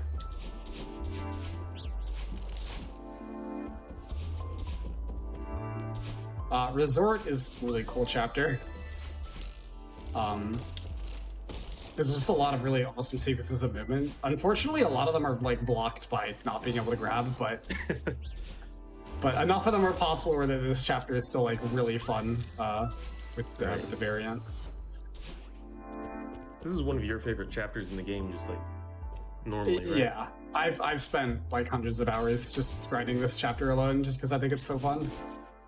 This one in Chapter 4, which is the next one we get to. Chapter 4 is when, and I said the difficulty starts ramping up a little bit in this chapter, but Chapter 4 takes it to the next level for Grabless. When people go through like Grabless stuff like casually, because a lot of people have attempted like the run, or I guess like the challenge, I guess itself. Yeah, a surprising number of people just tried it like on their own, like without any information from what the community's done and such. Right, and a lot of them give up when they get to Chapter 4. And those that don't give up when they get to Chapter 4 give up when they get to Chapter 7. We'll touch more on that in a bit. Yeah, we'll talk about those when we get there. Chapter 7's a bit special. There's definitely some things that are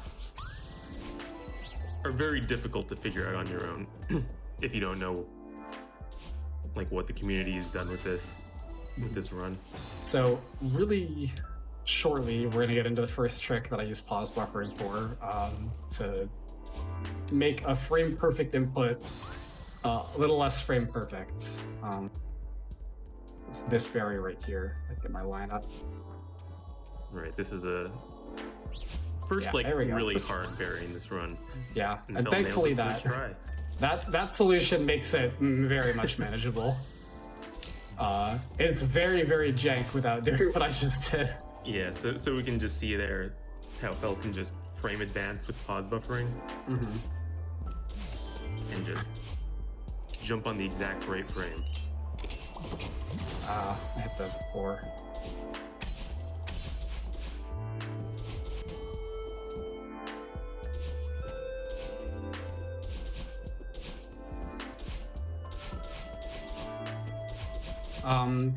Fun thing to note in this chapter, or in this run, is earlier today you saw 2 runs that both did the normal any percent route. Oh, I missed it. Oh, I got the demo. But in this run, it is actually very significantly easier to not do that, and instead to go to towels first. It's technically faster as well, I believe, but it doesn't really matter in this category if it's faster. Regular ARB. Probably this one too. Right, but the big deal is that there's a certain room when I'm going back to get the heart, because we need 4 hearts to get into core, which is the last chapter, because it has 5 berries. The last chapter, yeah, the room that I just did, having those crates that were there to stand on makes that room like relatively inconsequential, whereas it's like extraordinarily precise without them. So if you do the crates segment first to get rid of the crates there, that room becomes like 50 times harder. So doing towels first just kind of allows and the room us to is skip doing interesting that. because the fast strat that some of the top art players do does still work if you do crates first, but also if you're playing at that level, you might as well be doing the faster route, which is this one, so it doesn't matter too much.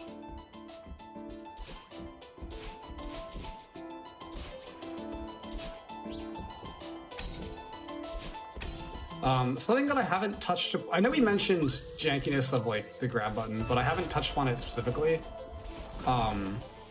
is that another thing we use grabs for in this run is corner boosts, which is a tech where if you're kind of gliding over a corner, if you can bump into the corner and clear it within, what is it, like 3 frames? I think. For corner glides, yes. Or whatever. And I thought there was a window for corner boosts as well, but either way, for corner boosts, if we're like in the middle of a dash, the game actually allows us to corner boost, which requires a grab. Right. So there are going to be multiple times throughout the run where I am doing corner boosts, which is technically not supposed to be possible without grabbing, but just because of the jankiness of the variant, we can get away with it. You can do them while you're in a dash, but soon as the dash ends, you'll just jump right off the wall instead. All right, didn't forget this berry. That berry is easy to forget. Or hard to forget because of how conscious you are of it. Don't know, but either way, didn't forget it. Okay, outside of the start of this level, which was a bit shaky, this has actually been quite good, I think. Yep. And some tough rooms coming up, followed by the very famous Demo Dash room. And right, and the normal setup for Demo Dash that you saw the other players do does not work grabless. So Right. Hell's gonna have to do something a little bit different. the other setup guarantees like 3 or 4 frames or whatever of a window.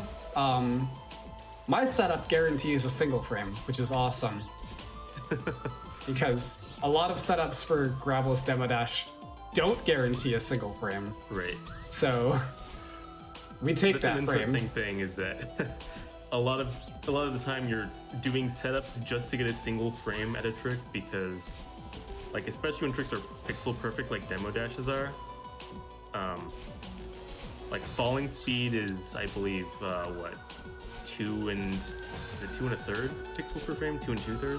Yeah, I think it's 2 2/3. I think it's 2 2/3. Pixels per frame, and so if you're falling at that kind of speed,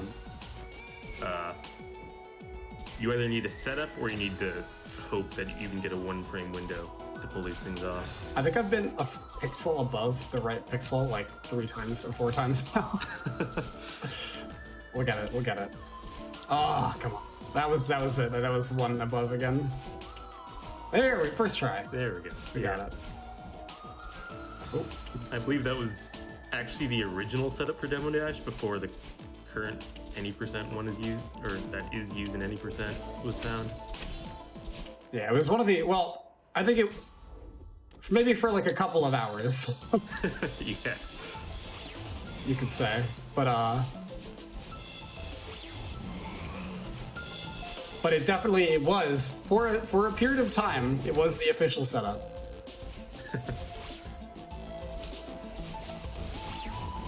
Shout out to Uni for that one too. Yeah.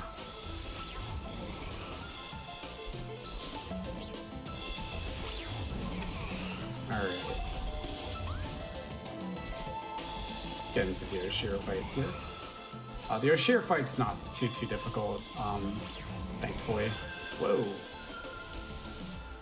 Chat asks what defines grabless. Essentially, we're allowed to do anything that is possible under the use of the in-game no grabbing variant, which is essentially the same as not being able to grab walls, but there are definitely some interesting caveats to that. Interesting caveats that make the run cooler and more fun to speedrun. Right. Because Lost you can still rhythm. use the grab button to corner boost in certain situations and also to activate certain moving blocks. Mm-hmm. Because without the ability to move blocks in particular, the run would just not be possible. Which I believe, if I'm not, is that why the variant was added in the first place?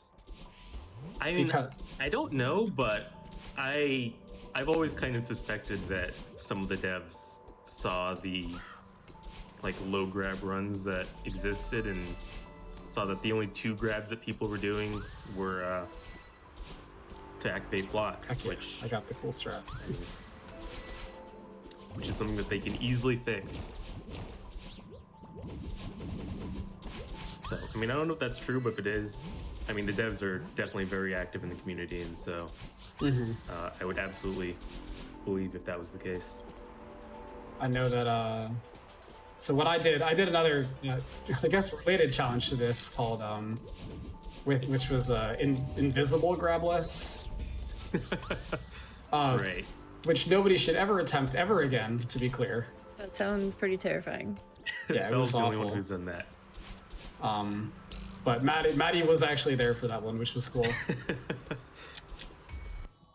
Oh, guess I didn't start the cutscene. I also did 6B for that one, which like I didn't think was going to be a very big mistake, but it turned out it definitely was. Ooh, wow, it was. Yep. 6B on its own is hard. 6B Grabless definitely had some challenge, and Invisible Grabless.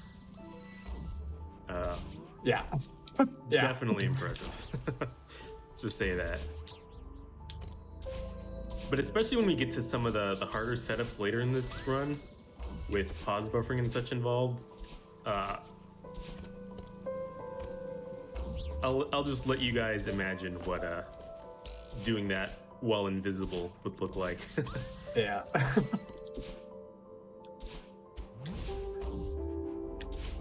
So, yeah, I've kind of been cruising actually. This one feels pretty solid. But I think it's the relatively next difficult. checkpoint So. where we really start seeing some interesting strats. Nice first try on that one. The getting to the bubble in that room is like sneaky, Yeah. really, really difficult, and I am glad I got it first try. Definitely a lot harder than it looks. Yeah, activating this block also makes this that a lot easier. Right. Getting another heart here because it's kind of on the way. Heart routing in this category, basically. Oh my god! Okay, we got. I've never done that before. Good thing I made it back up. Had to go get the bird. I've never seen that one. That's really funny. Oh yeah, but And you saw Fel go past this berry. It's just faster to get on the way back.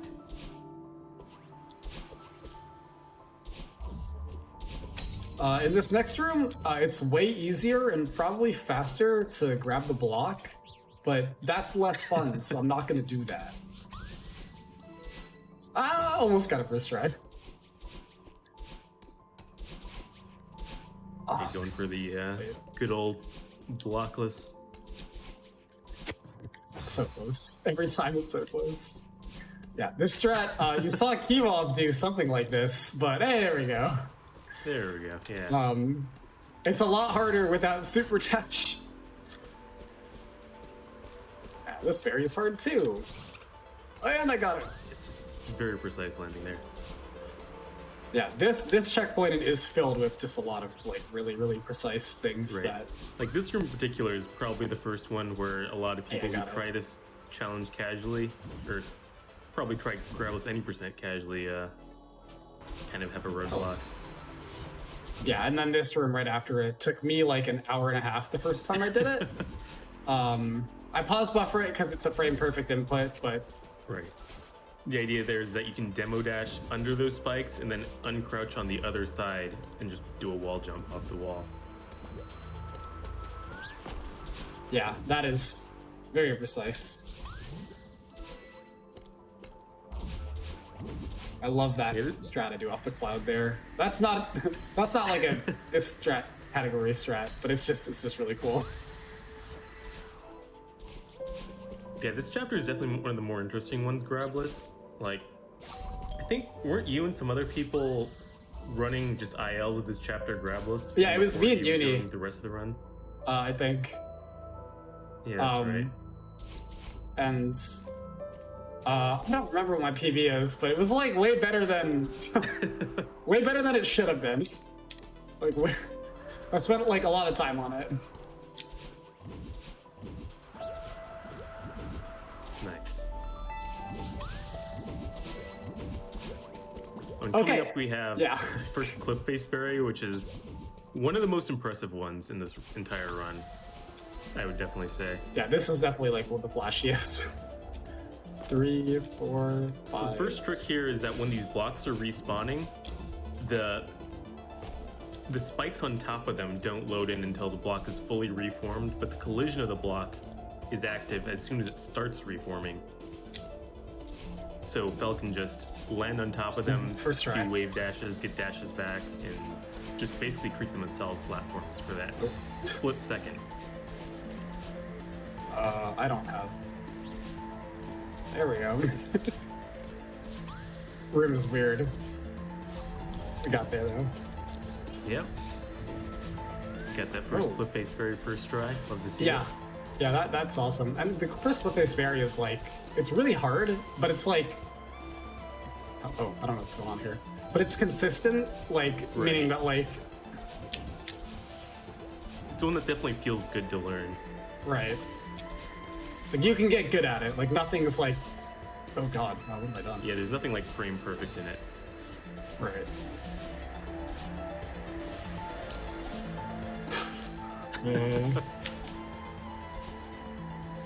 Oh, yep. That is exactly what I meant to do.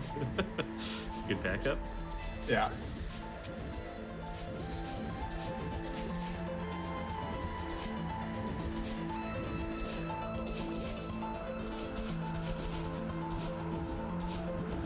Just wall bounce off some spikes for fun.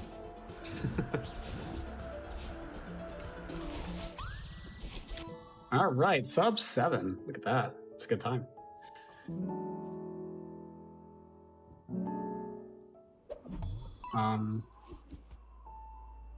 My best time for this run is an hour and 8 minutes, which, I mean, not that the category has been nobody's really tried to optimize it outside of me, but I think Spirialis's time is second place with like an hour and 30, if I'm not mistaken. It's like a 20 something, I think. Oh, okay. But yeah.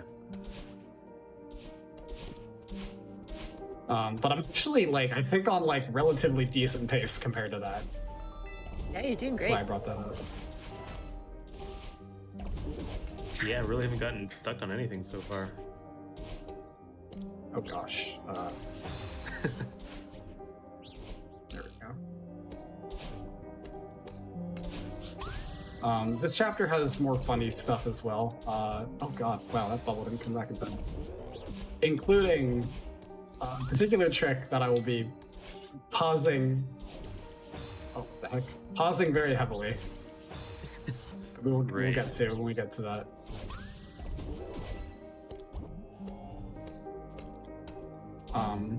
This chapter also has some really funny stuff with the variant, specifically because you can just like take a bubble into like a red bubble. You can just take it into a wall and just stick there forever until you run out of stamina, which you shouldn't be able to do with the Grabless variant, but you can, and it's awesome. Right. Red bubbles have some interesting properties. Even in the base game, but especially with Grabless active. Well, I've been crushed. This is a new strat for this barrier, right? Yeah, and I think this didn't was practice lab it enough. sometime this last week.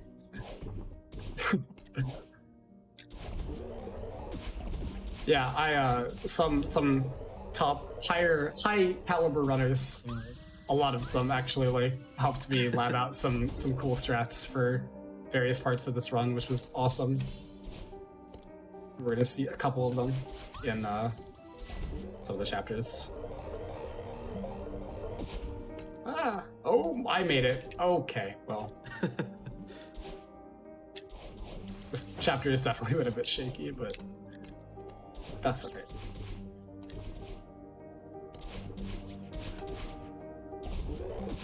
Definitely not an easy chapter. No, it's not.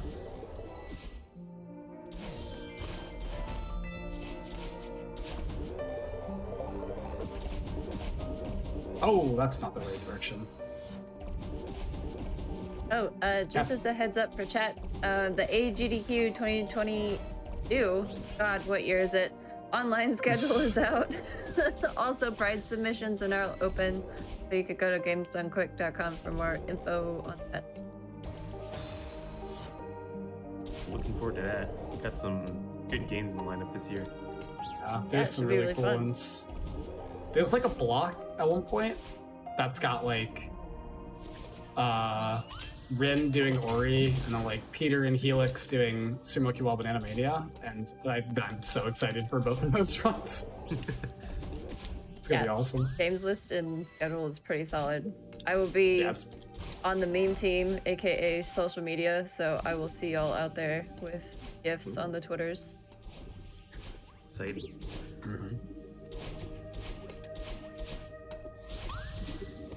Oh no! Ah, so close. I was wondering what route you're gonna do through this room. Yeah, this is relatively comfy. I think this is just a regular ARB route that I just like was too lazy to test anything else. Not that I've learned ARB, I've just watched a lot of it. Yeah, I think more recently some ARB runners have started ending with DCB. Oh, they totally do. That's true. I have the outdated ARB route. Which would save some time. Nice, that berry's tricky. Yes, it is. I had a lot of trouble with it before stream too. I'm very happy I got that first try.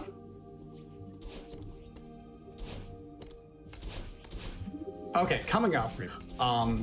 So those who are familiar with Mario know about regrabs, potentially. Right. Regrabs technically exist in Celeste. I'm just gonna shut up and do the trick. Yeah, it's a pretty niche tech because usually you're relying on dashes and such for movement. But what Fel needs to do here is so close. press grab when they're near the bottom of the wall, and then release jump to lower the arc of the jump and not bonk on the ceiling, and then press it again to slow the falling speed in order to actually make it up to this ledge with the neutral. Nice. Yeah, so that trick is... So I don't know for sure exactly how precise that is, but all three of those inputs, the press, release, and repress, are pretty close to frame perfect. Yeah, it is the type of trick that, like, I tried to learn, like, without pausing, and I was getting it, like, once every, like, 20-30 minutes. Like, it was bad. Yeah, I mean, I think that's just par for the course. I mean, I did a few runs for this before pause buffering was added to the game, and yeah, I mean, just losing minutes to that trick is just par for the course. Yeah. Which is surprising, because just looking at that trick, it seems like the kind of thing that would either be impossible or easy, but no, just because of the way the game's mechanics work out, it's actually just one of the most difficult things on the run. Yeah, I think without pause buffering, it would easily be the most difficult. Only because, and maybe I'm only saying that because I've gotten so good at 2,500 meters, but... Yeah, maybe not the most difficult, but like the most difficult to do consistently. Okay, yeah, that definitely. Okay, so speaking of red bubbles, in this next room, yeah, we can just take bubbles into walls and climb jump. Yeah, that's exactly what climb jumps look like. You can also just hold onto the wall and sit there, like holding onto it until you run out of stamina, which is kind of funny to happen in Grabless, but red bubbles definitely do some weird things.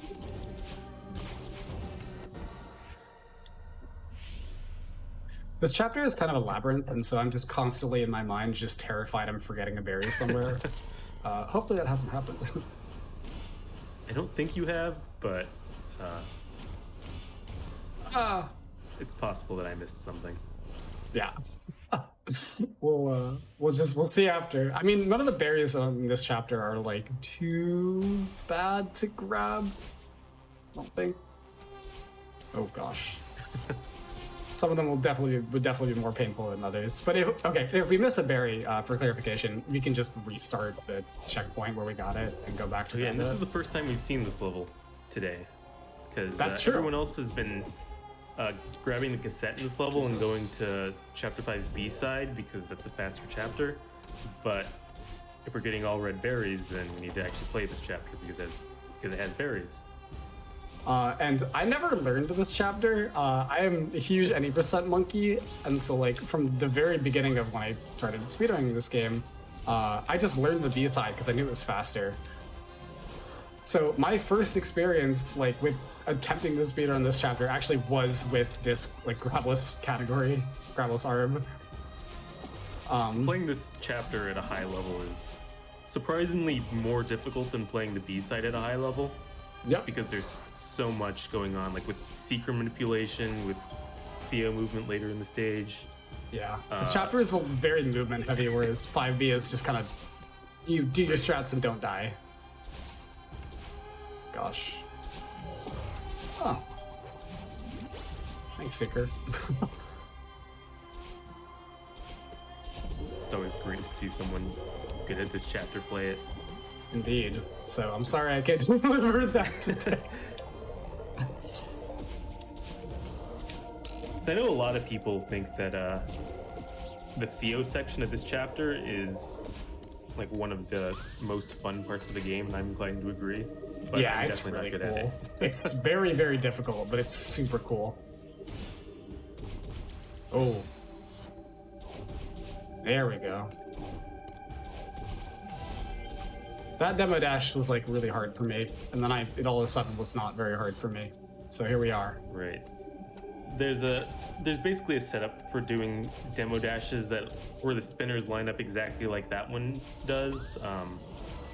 That ends up being a 2-frame window. Oh, okay. Base seeker. So it's definitely something you can get consistent at, but it takes some work.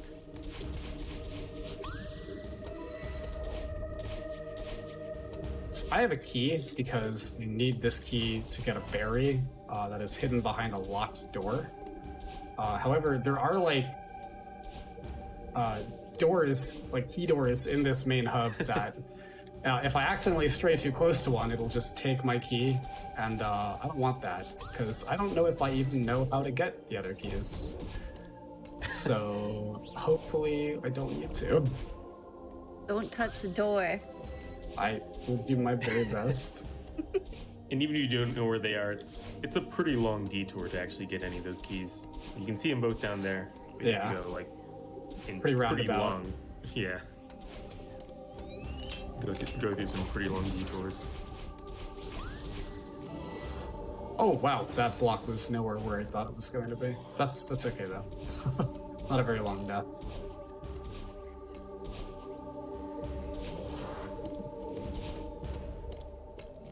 Neutraling up the wall because we don't have anywhere to land and get a dash back.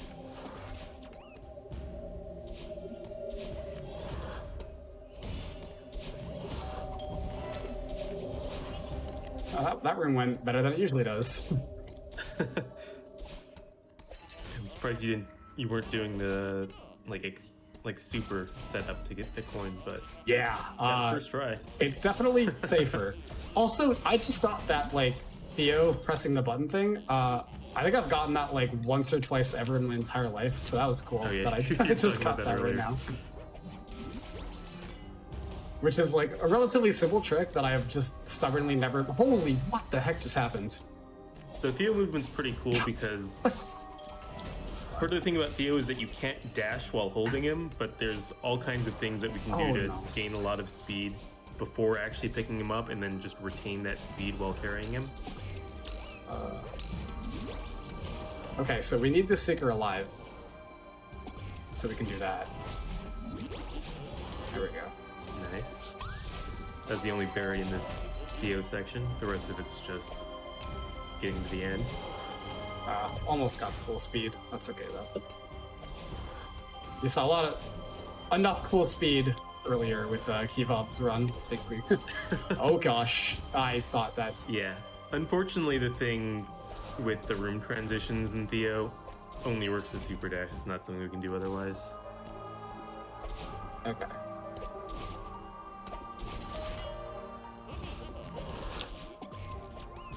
Oh, that. Yo, you fool. Ew, no! Yeah, as Celeste knows, we all have a very, very complicated love-hate relationship with Theo. I mean, he probably does too. I don't think he appreciates being thrown around all the time and being thrown at monsters. Like, excuse me, I'm just gonna throw you while you're in this like glass terrarium thing, and we're just gonna hope it works out. We set him free by doing it, though. I mean, It's true. fair. The It's for his result own is good. All right. Oh my goodness. That chapter is intense. And speaking of intense chapters, let's play 6B. I have no clue what kind of pace this is on, but this feels like actually like pretty dang good. Yeah, this feels pretty clean so far. So the thing about B-sides in these runs is that Nice.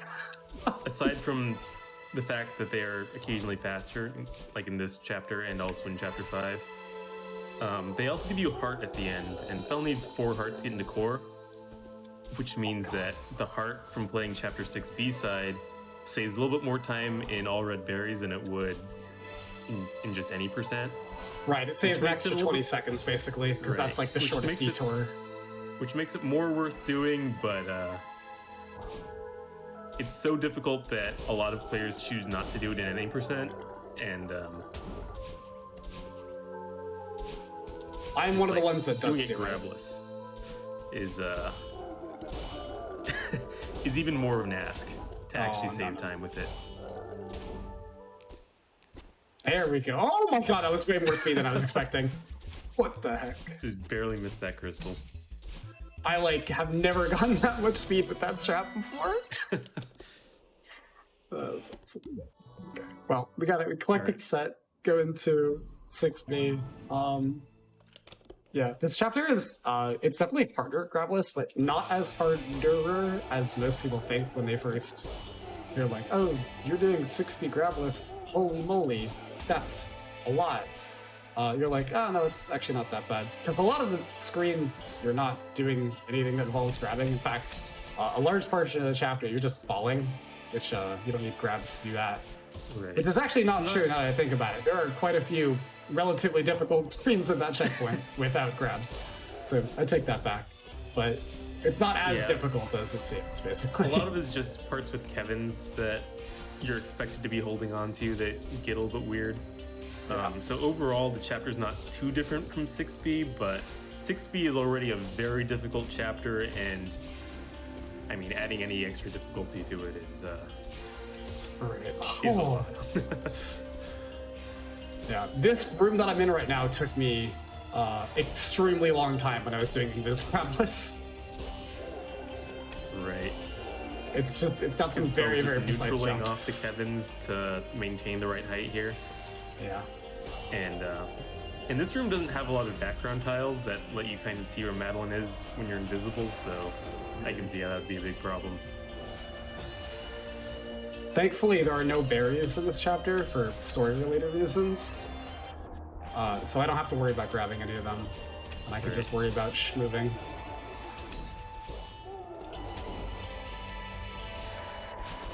Yeah, like you see Fell neutraling off those Kevin's too, just to maintain the right height. And a lot of times you have to kind of like delay. Yeah, you have to maintain the right height and like delay your exiting from the Kevin block pushing you to like get momentum enough to make it to a wall, like right here. To do the same It's thing. not just maintaining the height, but actually being able to jump off at the right time. Yeah. But also, for a lot of this checkpoint, I am literally just falling, which you don't need grabs to do, which is awesome. Although, 6B Grabless is quite a bit more difficult than 6A Grabless, which only has like a single hard room. Another interesting thing about 6B Grabless, I think, is Whoa. that a lot of the more advanced strats, like especially in the battle line fight coming up, are still possible grabless, but a lot of them are significantly more difficult. Oh, yes. And so, in theory, you can clear this chapter grabless in basically the same amount of time as you can normally. Like, the only strat I can really think of that I'm fine. can't do is like multi-boost, but people don't really do that. But some of them are so hard that I wouldn't expect anyone to even do it if this category got more optimized, like grabless neurocycle in the final room. Yeah, Very that is difficult. absurd. You were the one who pioneered that, weren't you? Yeah, I did find that set up. I hate that exists. It is so hard.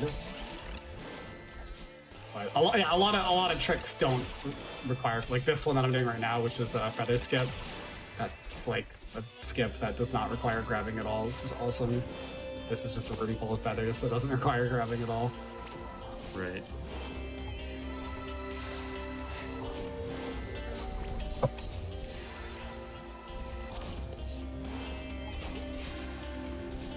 Oh.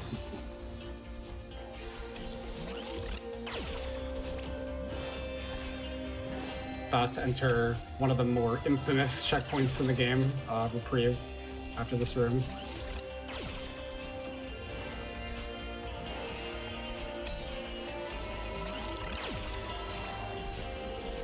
Alright. Here we go. Okay. A lot of people say this room is really hard grabless, but I don't actually think it's much different at all. So, yeah. Great. But for whatever reason, people seem to like really not like that room grabless. I don't know if there's something that I do that's like particularly easy than what other people do, but okay, this room is very difficult grabless. Right, you can just coin skip. I told you I get it first try. I've tried to talk Fel out of doing that strat, but first try. Yeah, there you go. That is not a strat that I'm a fan of grabless. Yeah, you basically have to get like a relatively precise hit off of that bumper with no setup. Right, getting the right angle on that bumper hit is not easy. Yeah, and then shade it into like another not like lenient upright corner kick. So it's just a bunch of why. I'm okay. All right. Sure, I'll live. I'll take that. Nice. Wow, that was really, really good. We take those. Yeah. Huzzah! No death. I can't believe that I lived that last room. My timing was not correct in the slightest there, but. Oh, I'm gonna try and do something, fail miserably, but I'm going to force myself to try it a few times. Yeah. Going for the demo setup. Yeah. I said I'd try it a few times just for fun. I'll give it one more. I was so close, I have to do it one more time. Okay, never mind. Oh, we're done. This is really stupid without grabs. This is set up to do that from like a max height jump. Just in a certain way that lets you graze the platform and just set up a demo dash for the spikes perfectly. It's not easy. It's a little bit finicky though, yeah. Anyway, Summit. This chapter has a lot of really difficult stuff in it, in this category in particular, but in just any gravelous run at all. It has, I think we mentioned earlier, how most, if people make it past Ridge, they give up in Summit. Because there is a room that has... Very infamous room. Yeah, very infamous room. Has a trick that is pixel perfect on both the X and the Y axis, and it's like, that perfect pixel that works, is like in the middle, in midair, so it's like extremely difficult to set up. And you have to get to that correct pixel within a certain amount of time after using your last dash, just because of the way those Chapter 5 swap blocks work. Because if you let it reset too much, then even if you are on the right pixel, then the block will just knock you out the wrong side. Yep. So, long story short, it's really fun. However, I do have a pause setup that I do use. Yeah, and this is a room that you need to do in Grabless any percent as well. Right. Which is the main stumbling block in that category. Arguably the hardest thing in this category too. It's probably, but I also like it is I potentially have spent more time in that room than anybody else ever, I think. I would probably claim that.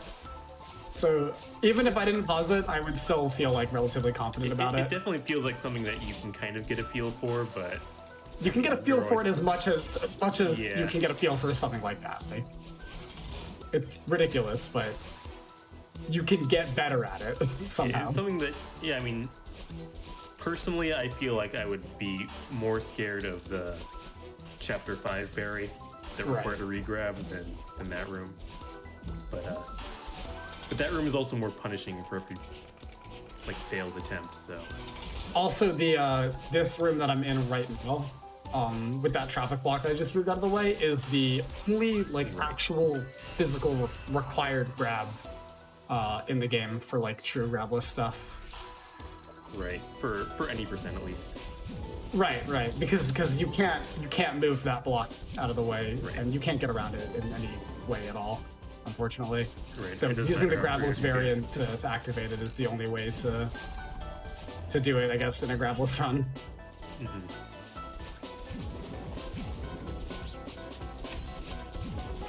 Doesn't matter how creative you get if there's a solid block in your way that you can't touch the top of. Yep. Yeah, this game is unfortunately good with walls. Most of the time. Right. Unless you have a certain amount of speed, I guess. Or the wall is made out of Well, spikes. Yeah, I mean, even then it depends on the kind of wall. Some things aren't loaded, but regular walls do stay loaded no matter what.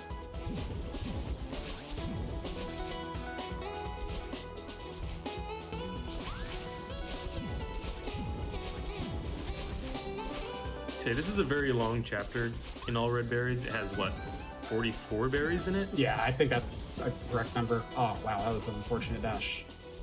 Oh my god. Okay, sure, I'm alive. Yay!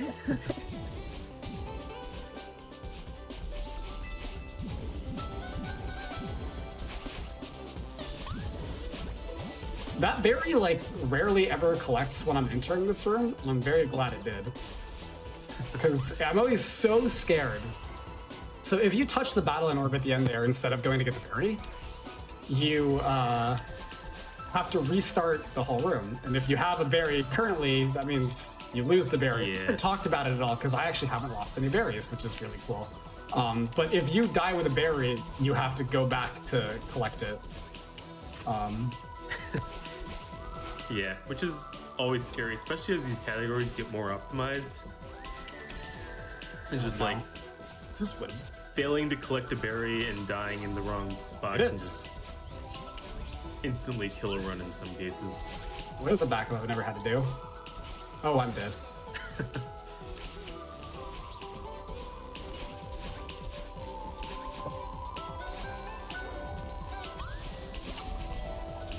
This next Worst game's case hard. scenario, you just have to restart an entire checkpoint to go back for a berry. Yep, and we will hopefully not have to talk about that too much more.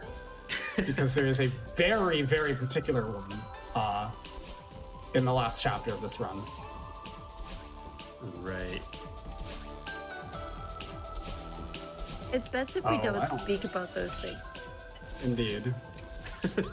Talk about it after the fact, which is the victory lap part of the run. Yeah. Unfortunately, the berry Phil's referring to is the final berry. Yep. The last one. Yes, berry 175 out of 175.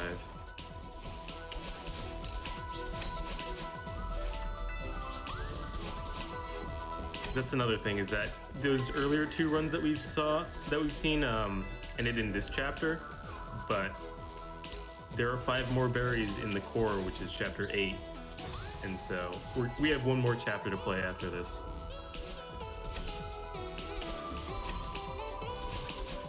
All right. Cruising. I also like how there's that one like really long ultra room in 1500 meters that you can just do the like really fast 90% strat for, and I love that because a lot of strats are blocked because you have to grab. But when you can execute some of the like really fast strats in this category, it's just it's Yeah, even more always feels satisfying. good. Basically. Always feels good because you know that if you mess it up, there's definitely going to be some more finesse in backing it up. All right, so I'm gonna try Grabless Ask single time.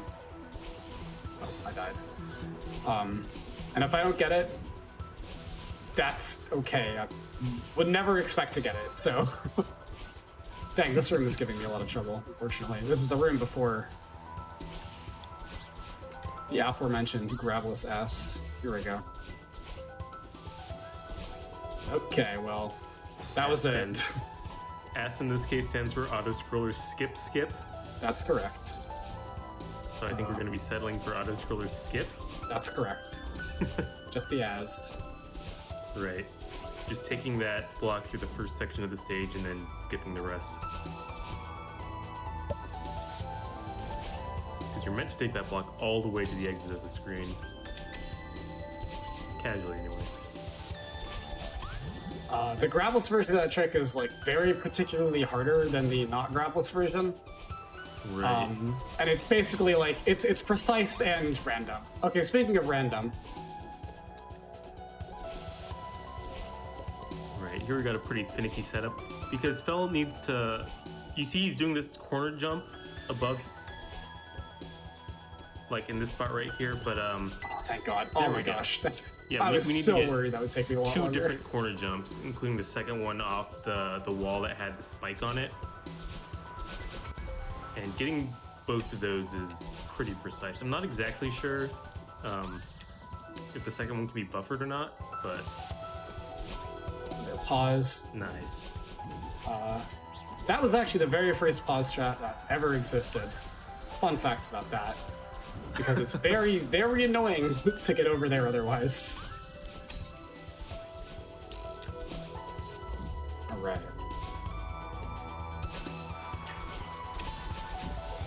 Still absolutely cruising right now.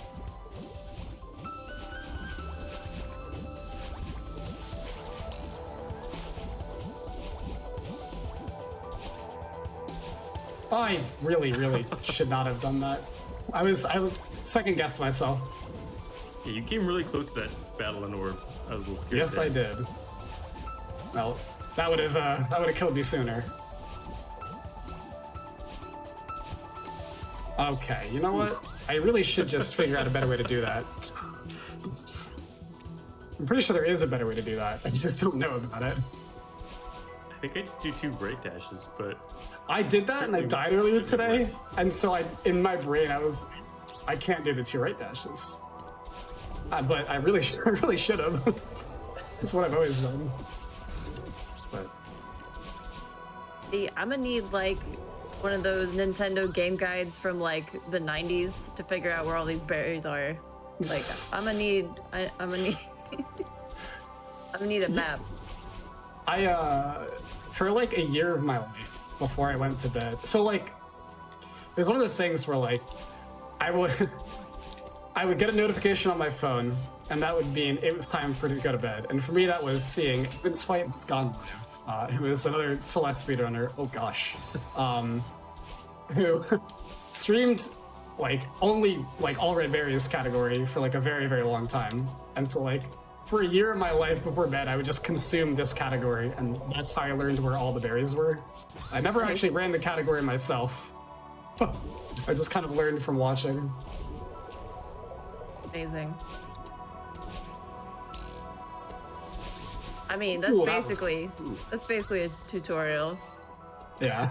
just over and over. at first I thought you were saying that there was a year of your life that happened before you went to bed. Like, wow, okay. That's just ridiculous. Okay, I'm gonna do something really stupid here. Okay, there we go. That was that. See, you say stupid. I feel like that's pretty genius. Cool. It is not the fastest way to do that, but it is by far the coolest. Okay, this is the room, by the way. Yeah, this is the infamous room.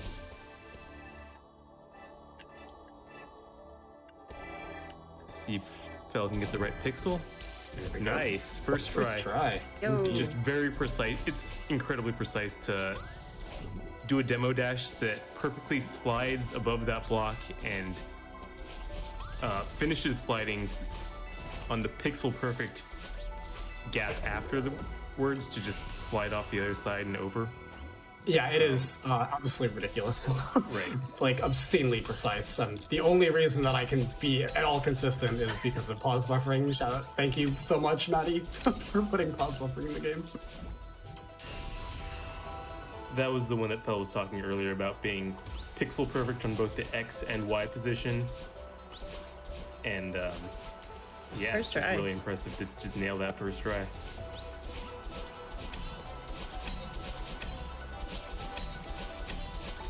pixel perfect, Y pixel perfect, frame perfect, Yeah, you name it, that trick is it. timing dependent, just everything. Ooh, yeah, I had a feeling I'd fail that. All right. Go back to normal strat. I tried to be fancy. Not today.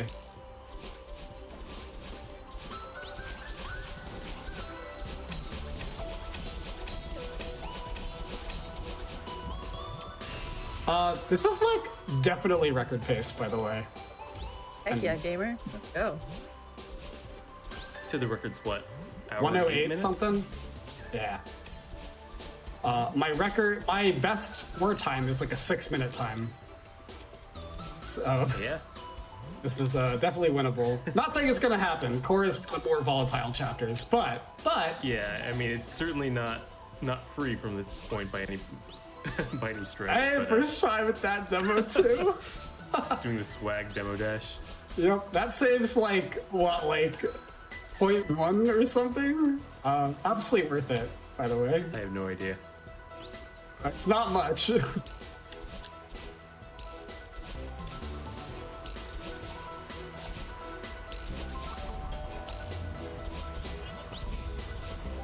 Oh, where did my dash go? I'm so confused. I don't know. I have no idea what happened there. Okay, this flag is hard, Wasn't but the extended hyper? I don't know. Oh yeah. there we go. I love the Perfect. pause buffering because her hair is just floating and she's. That was another very difficult trick, by the way. Yeah. Oh. Thankfully, we can summarize that in one Yeah. pause frame. Just leave it at that. But yeah, just making it around that corner with a diagonal dash is not intended and pretty difficult. Before pause buffering, that trick would sometimes take longer than the 2,500 meter room, actually. It's very, very hard. Yeah. Oh, I'm gonna do something really stupid again, actually. Or at least I'll give it a couple tries. Oh, are you going through this? Both of them. That was not it. Alright, So, my dog is like really excited for you if anyone's listening. Oh, what? You're wrong there. All right, one more try. Hey! Nice. Ooh! Oh, I want this berry. I not gonna risk that. Final berry of this chapter. Yeah. Okay. I know there's a setup for the subpixels for that second demo dash that Fel did there, but I don't think the setup necessarily works after doing that first demo dash. No, it does not. I definitely died because of it. One of those attempts. Right. Oh wow! That's really funny way to die on there, actually. That's another thing to mention is that this game does use subpixels, and so sometimes setups that seem like they should be consistent aren't necessarily consistent unless you do things before it the right way. And so, I mean, your Madeline's position is just a floating point number, and so yeah, you can just move whatever fractions of a pixel. Oh baby, that was a chapter. Sub-hour. Indeed, sub-hour 80% with 170 berries and not grabbing. Oh, good. I didn't forget any. All right, let's get a world record or something. Yeah, let's go. Yeah. Get him. So this chapter has some really, really tough rooms. In particular, ice skip is one of them. And Grabless ice skip is even harder than regular ice skip because you can't corner based out of a jump. So I have to go. There's a very, very impressive trick even normally, and yeah, there's a consistent setup for ice skip that we can't do Grabless, and it's also a very cool trick because it lets us skip, I think something like 10 rooms or something. It's just about that, yeah. Yeah, I mean the game expects you to go on this long detour around the right side of the stage, to switch this level from fire mode to ice mode here. And so this is ice skip right here that Fel's attempting. Too much speed. Don't like that. Had to slow down. Yeah, that's the idea though, is that we need to get a huge launch off that lava block. Right, and carry it all the way to this left wall here without dashing. I got misaligned. Should be good. Yeah. Nice. There we go. Good recovery. The reason I pause buffer there is simply because it's very easy to buffer the jump off the ground there, and that has like RNG chance of like just murdering your speed basically on that like super fast move. And so I pause buffer to make sure I've actually hit the ground before. Speaking of pause buffering, yeah, before I jump. Anyway, this is another really precise room that I will hopefully not die on. Ultras have some kind of complicated mechanics to them that we don't really need to explain, I think, but right. they're one of the few things in this game where you typically don't want to buffer an input. Like, this game's usually pretty nice about things like that, but because Ultras were not really an intended mechanic, they don't have some of the nice like leniency mechanics this game likes to give you. Oh, that doesn't work anyway. We're just gonna wing it. We're just gonna wing it on the way back. Surely this will be fine. This is, nobody has ever lost time doing this berry before. Okay, awesome. Worked out a lot better than I thought. Didn't die. That's true, which is better than I was expecting. Yeah. Okay, I don't know.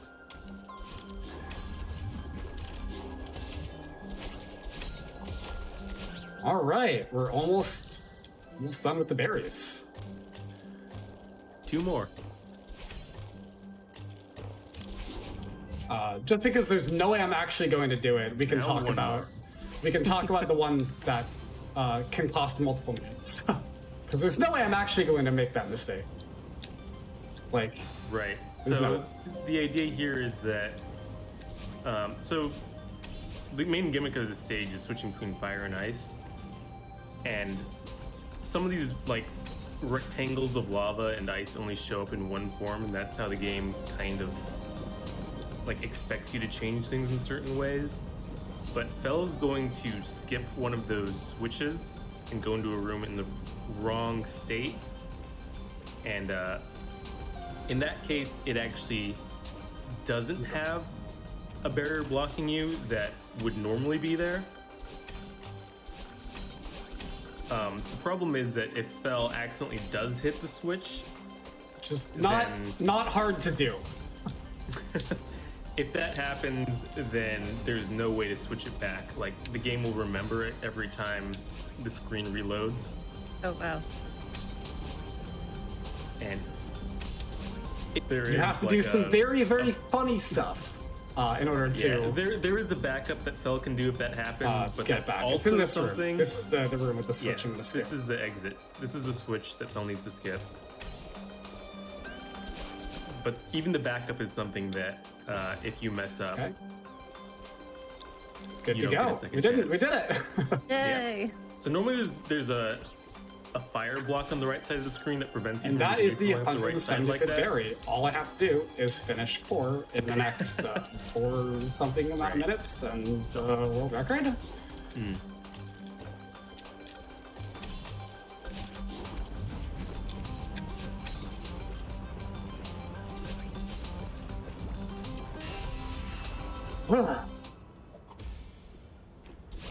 I think I have like plenty of time, but I'm still nervous. Because that is speedrunning for you. And obviously they go off of in-game time as opposed to real time, right? For your leaderboards? Yeah, that's Okay. correct. So the timer on the screen is the file timer that the So you've got leaderboards a couple use. minutes of leeway. That I do. Never underestimate my ability to choke. But hopefully, hopefully you have this. Or rather, hopefully we won't need to talk about that.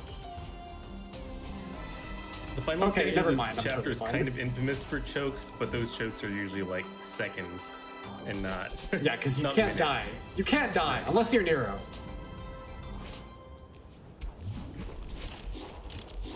This looks good. Oh yeah, Nero just like did a retry after hitting the heart at the end of the stage.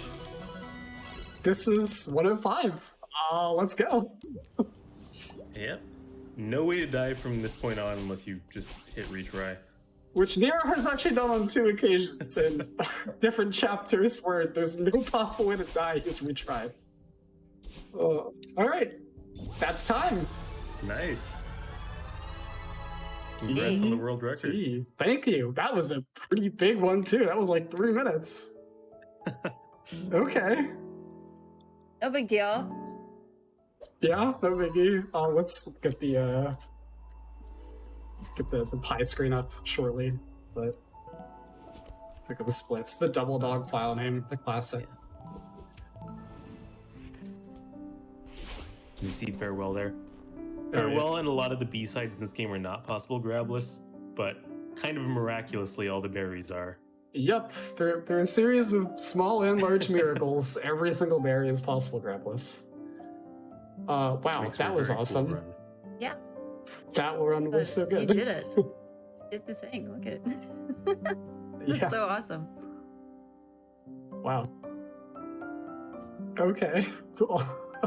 I'm just letting you bask in this because that was a Yeah. pretty stellar run. I'm very, very happy with that. This is That was my really fun. second Game Masters show, and this was probably my first world record. So, in terms of like me being the host and watching it, it's pretty cool. Amazing. That was pretty cool. Obviously, like massive shout outs to like Spirialis and Uni who have done a lot of the pioneering for this category and other Grabless challenges. I've done a lot of the fine tuning of and like adjusting movement to make it faster, but like they're the ones who made it all Right. possible. So, yeah. Well, awesome. Where can chat find you if they want to follow y'all? I stream at twitch.tv/pelvicgirl. I do And I stream Celeste at speedruns. Sorry, go ahead. Oh, and I stream at twitch.tv/Spirialis. Indeed. I do like Celeste speedruns and obviously challenge runs, and I also speedrun a lot of other random games. Like currently I'm doing like near replicant stuff, which is really fun. So definitely come check me out if speedrunning this game interests you. Yeah, well, thank you so much for showing that off. And also a big shout out to Fel.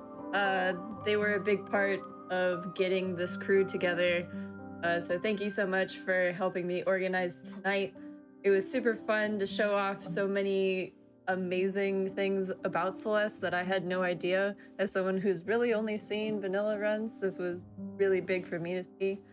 But yeah, thank you all so much for hanging out with us for Game Masters. Fel is definitely a Game Master, so you should go check them out. And yeah, thank you so much for your time today. And we are gonna go to a break soon, but stay tuned. After the show, we have Time Capsule featuring games from 2015. So stick around.